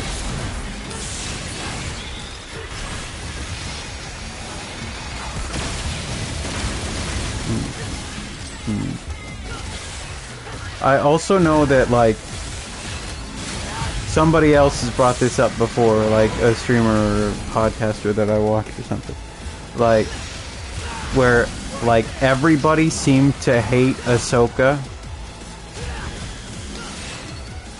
And then, like, eventually she became, like, one of the most popular Star Wars characters of them all. And I don't know when that happened.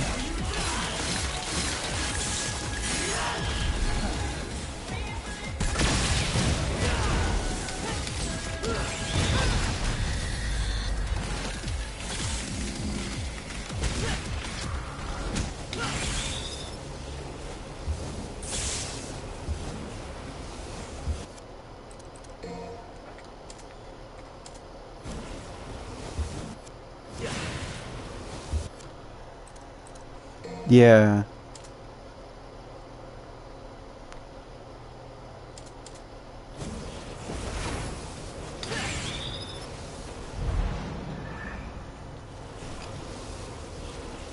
Then she became... Yeah, maybe. Maybe she did something cool that ended up working. I don't know.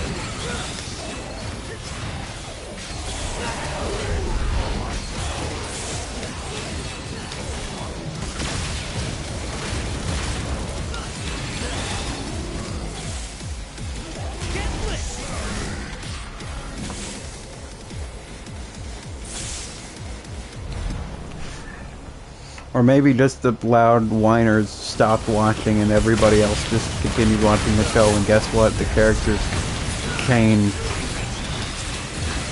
It's almost like most characters in Star Wars that are the main protagonists have arcs. It's like it's a feature in a lot of storytelling.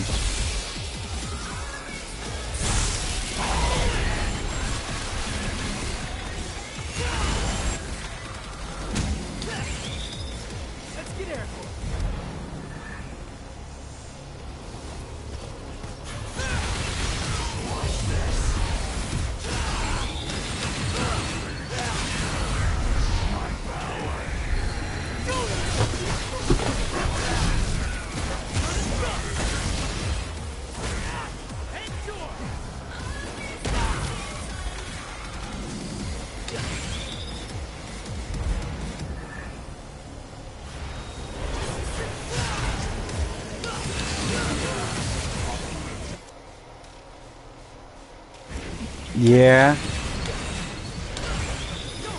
It's pretty important.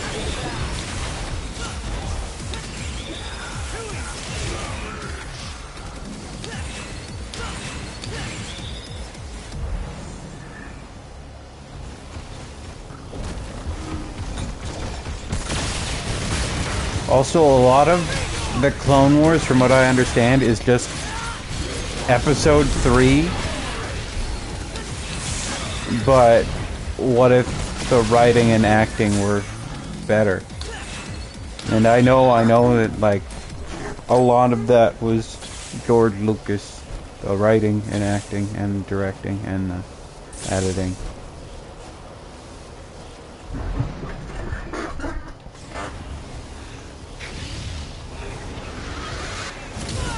Damn it, I wanted to perfect dodge it, I did not do it.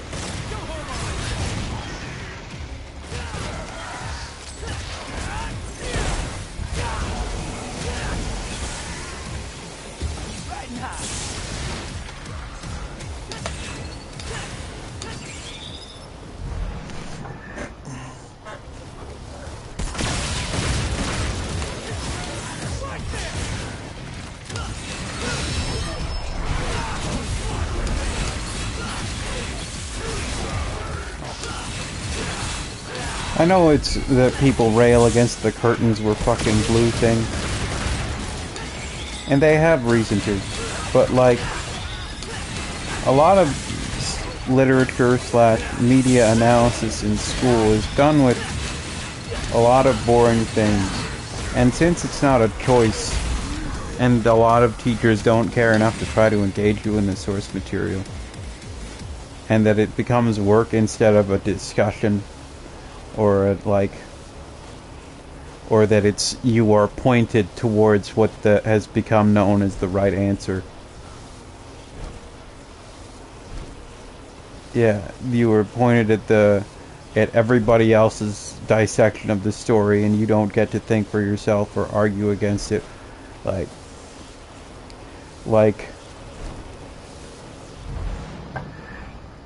it's exhausting, like to have to deal with all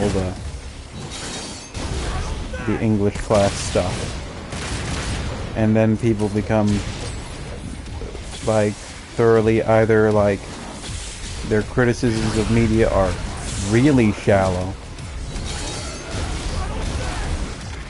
or misinformed or whatever, or they think they know everything because they believe that stories should conform to some sort of preset standard.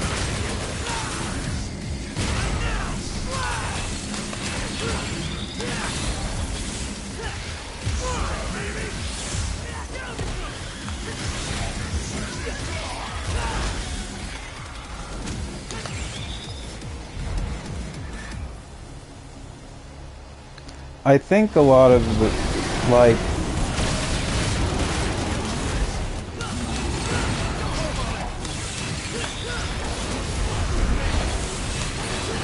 I really think classes should be smaller, and teachers should, of course, be paid more, and students should, you know,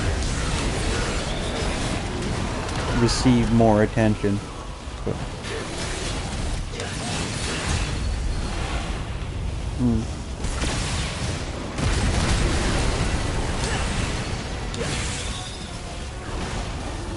I type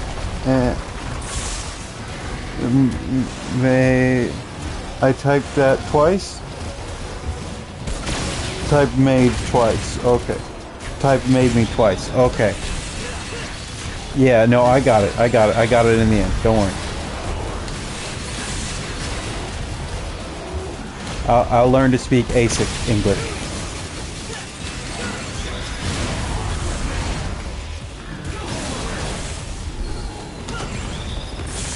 You know what? Let's focus on something positive.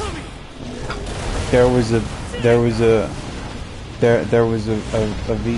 collab. Yeah, it's a fluid language.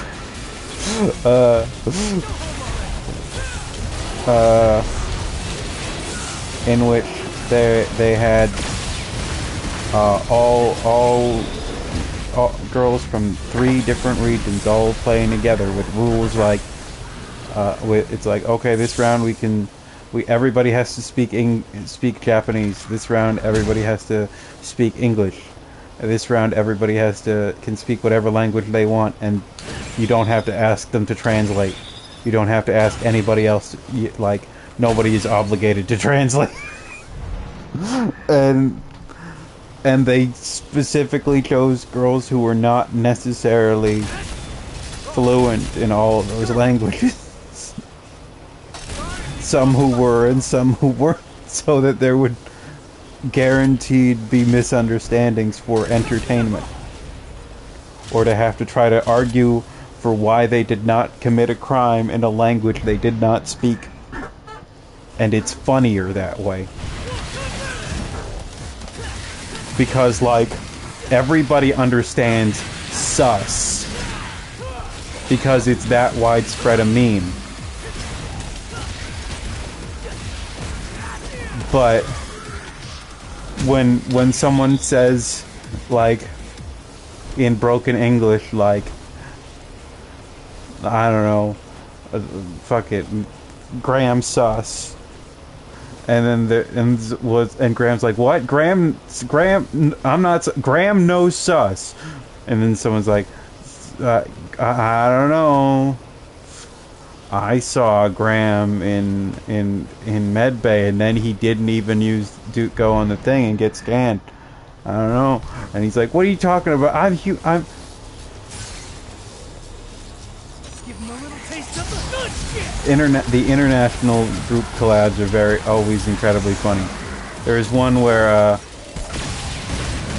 where Korone, everybody's favorite dog girl, was talking to the Kimi wa sasutane.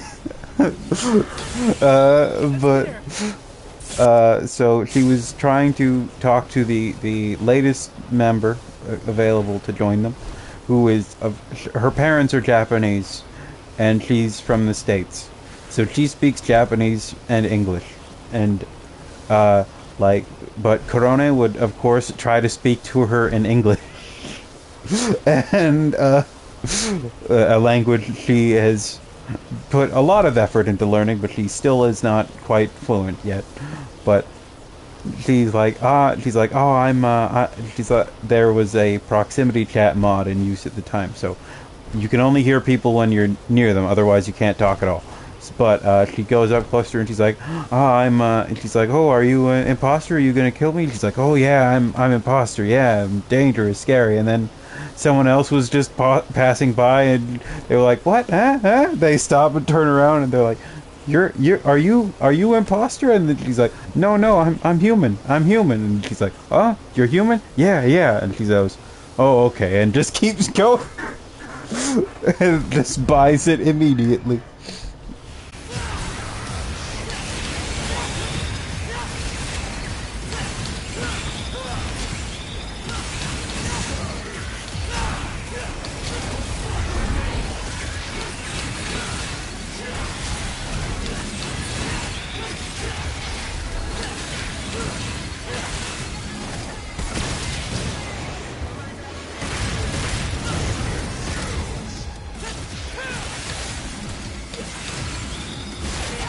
You ever see somebody else try to speak English and it's not their native language, and you're like, you start thinking about it and you're like, damn, this language is really complicated. Like, Japanese doesn't like force you to say adjectives and adverbs differently in the same way that you have to in English, and I'm like, man, the way we do it is kind of complex for no real reason.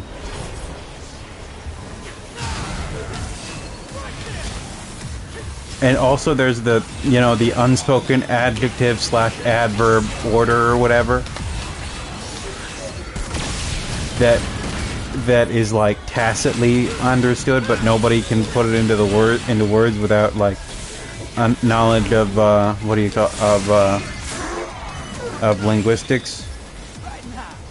It's an unspoken rule, but you have no reason to know unspoken rules. It's not like it's actually in any way incorrect or rude or anything. It's just not done because.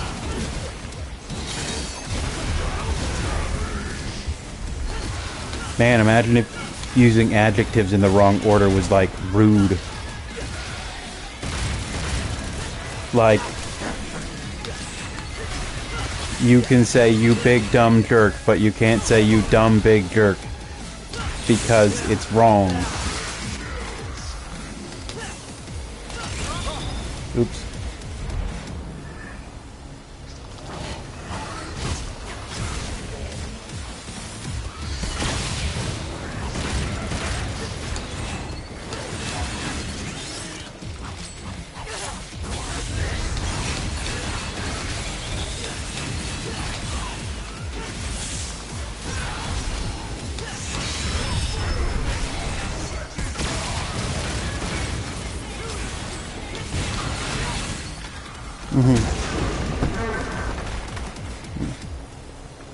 Yes.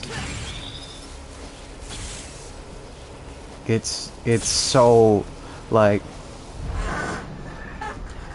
it's a very difficult thing. Like, there are a lot of subtleties.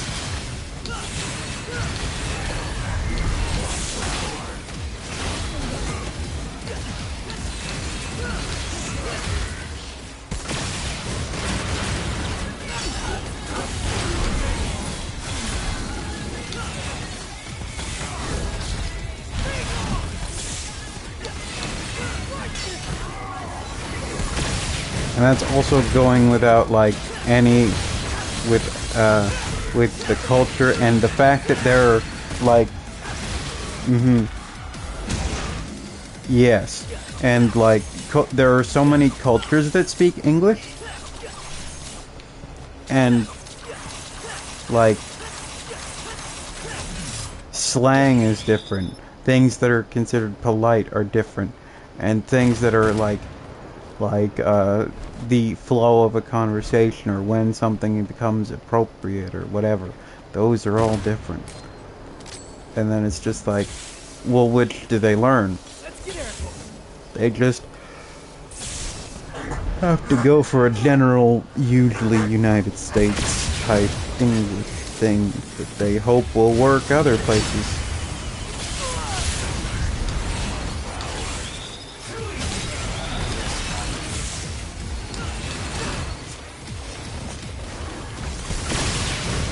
Also, like,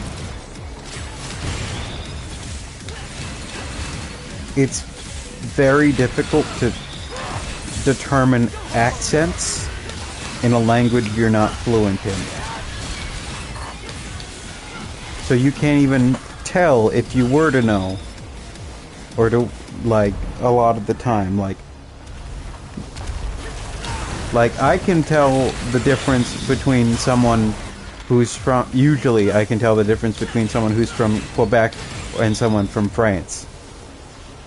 It might be harder for someone who's not to tell, who hasn't like heard the difference. But basically, like, the stereotypical French, like that, like that's the French sorry, the Parisian French that you're used to.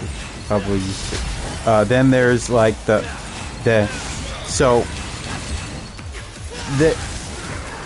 people in Quebec kind of sound like they're talking out of the sides of their mouth, like the equivalent of like the New Yorker speak, but in French. Like they can sound like they're. Damn it! I got them in the wrong order. It was 1 Gerber, 2 rawhides, not 2 Gerbers, 1 rawhide.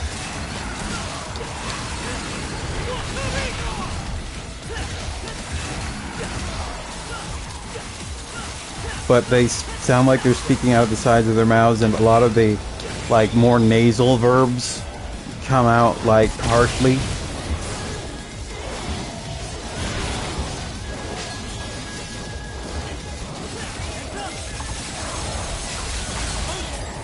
And, like, the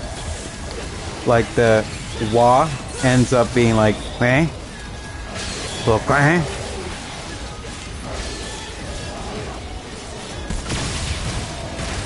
Generally, Parisians hate the way that people from Quebec speak French. And the people from Quebec hate the Parisians entirely, so, for a lot of the time.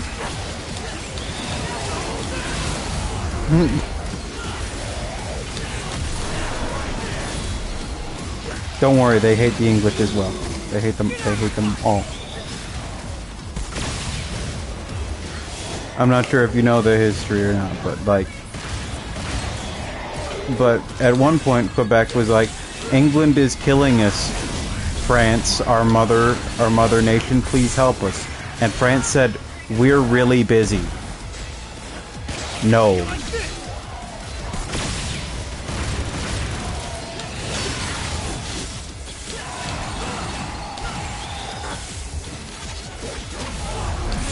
We're broke and busy and strapped for soldiers and supplies and all that, so we will not be helping you. Sorry. Help is not on the way. This is a good way to make people hate you for centuries.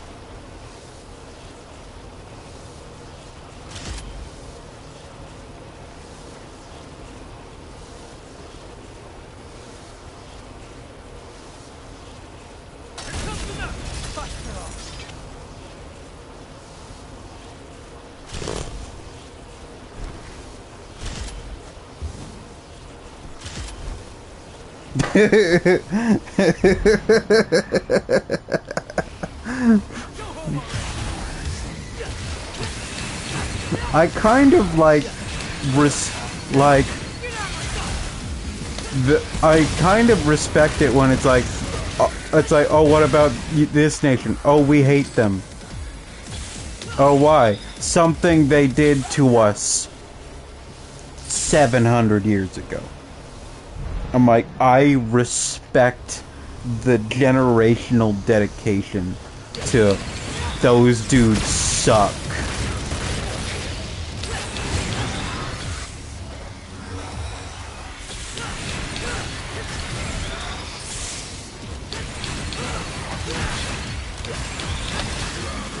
We will keep up this hate. Our children will keep up this hate. Their children will, and then they make good on it.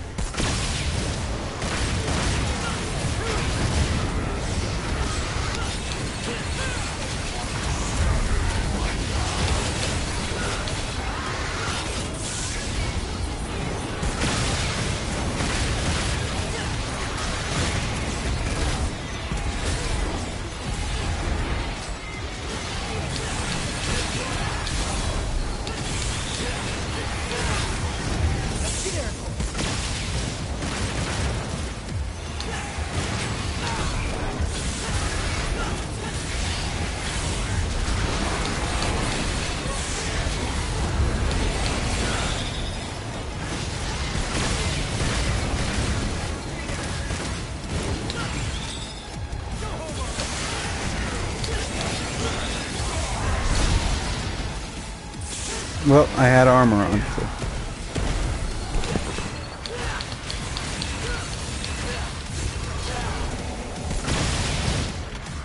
I guess armor is incorrect. I was in DT, so I took less damage.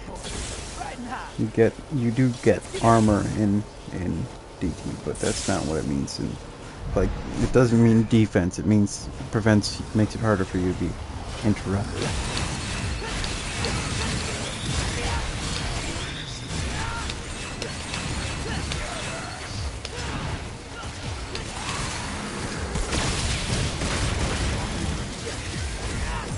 Also, so like, I went to watch some One Piece on Netflix, and like, when I clicked the skip recap thing, skip intro, skip recap thing, it started me at like minute 7, and I'm like, that's a third of the episode.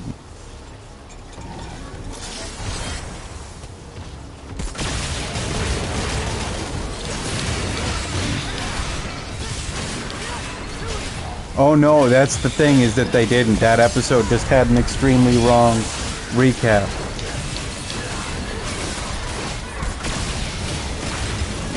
Oh yeah, no, it was, it like recapped the, yeah.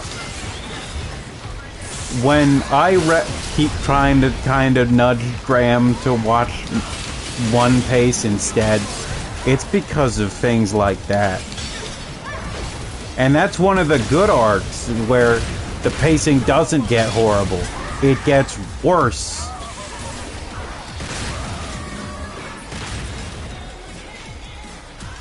Hold on, I need to try that again.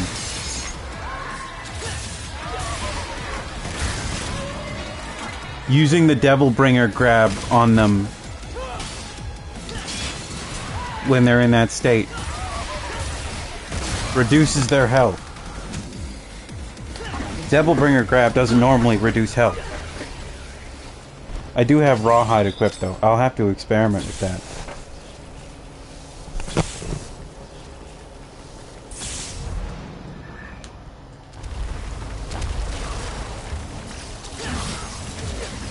I hope Rawhide stops being a Devil Breaker in 6 and becomes a full-fledged weapon. I want Nero to have a whip. I am extremely biased. I want it, so please give it to me. Do you have any reason for this? Whips are cool. That is my argument. The defense rests, Your Honor.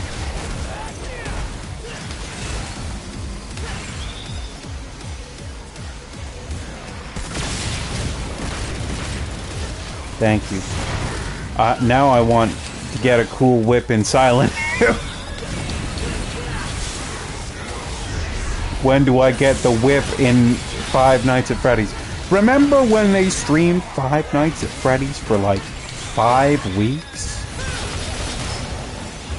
I don't know if it was actually that long, but it felt like forever. Instead of playing Yakuza.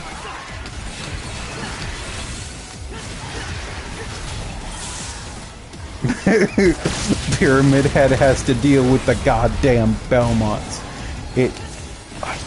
I do not care for Five Nights at Freddy's, and like, I appreciate the attempt to play video games with integrity. Yes, it was said so many times, and like, wanting to beat them on your own merit is fair and admirable. But like, we had them to watch them do that one puzzle for like 80 minutes or something. I'm just like, please just look up a guide, and they're like, oh, Cave, he's talking shit. I'm like, I'm not, I'm just like, you've been here for a long time. And I'm like, you know what, no, I will start talking shit, let's go.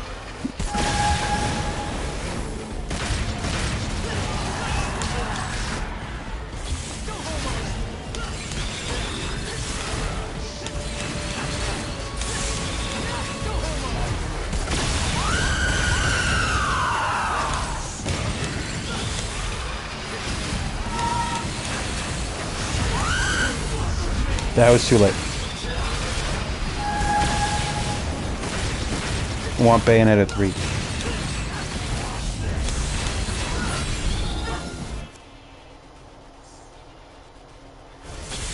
Yeah.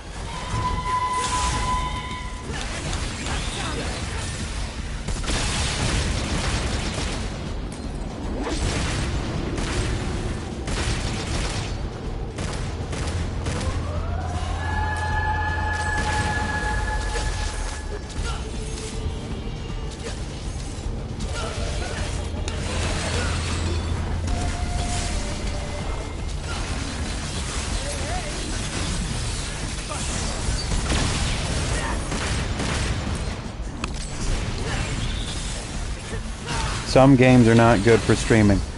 That was something that was said about the original version of Disco Elysium. Before it was voiced. Before all the dialogue was voiced.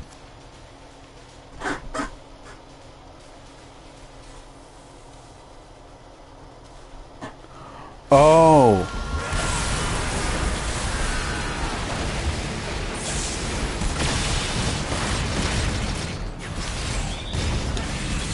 Like, it's just like you either force the audience to read or you have to read everything aloud. Like, characters would have like single quips to say instead of actually reading out what they would say for the most part. Or like, I think maybe like Kim would talk or something. Kim and the narrator, like, I don't know. I didn't play that version. That wasn't very good. I messed up the buster.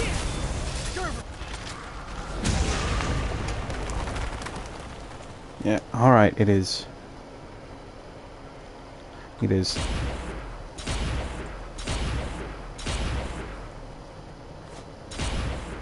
I was gonna say words, and then I got distracted by this game that I love.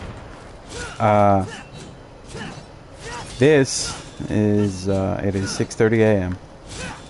I should stop. You have stuck around for a long time, and I do really appreciate it. As always. But, I should let you go. And, good night, good morning. Here's Nero looking super cool and cooler than anybody else ever has been.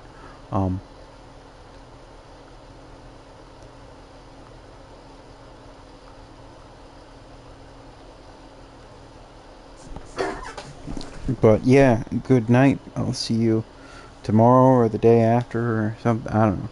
Whenever things happen. Bye. Good night. God, this game is good.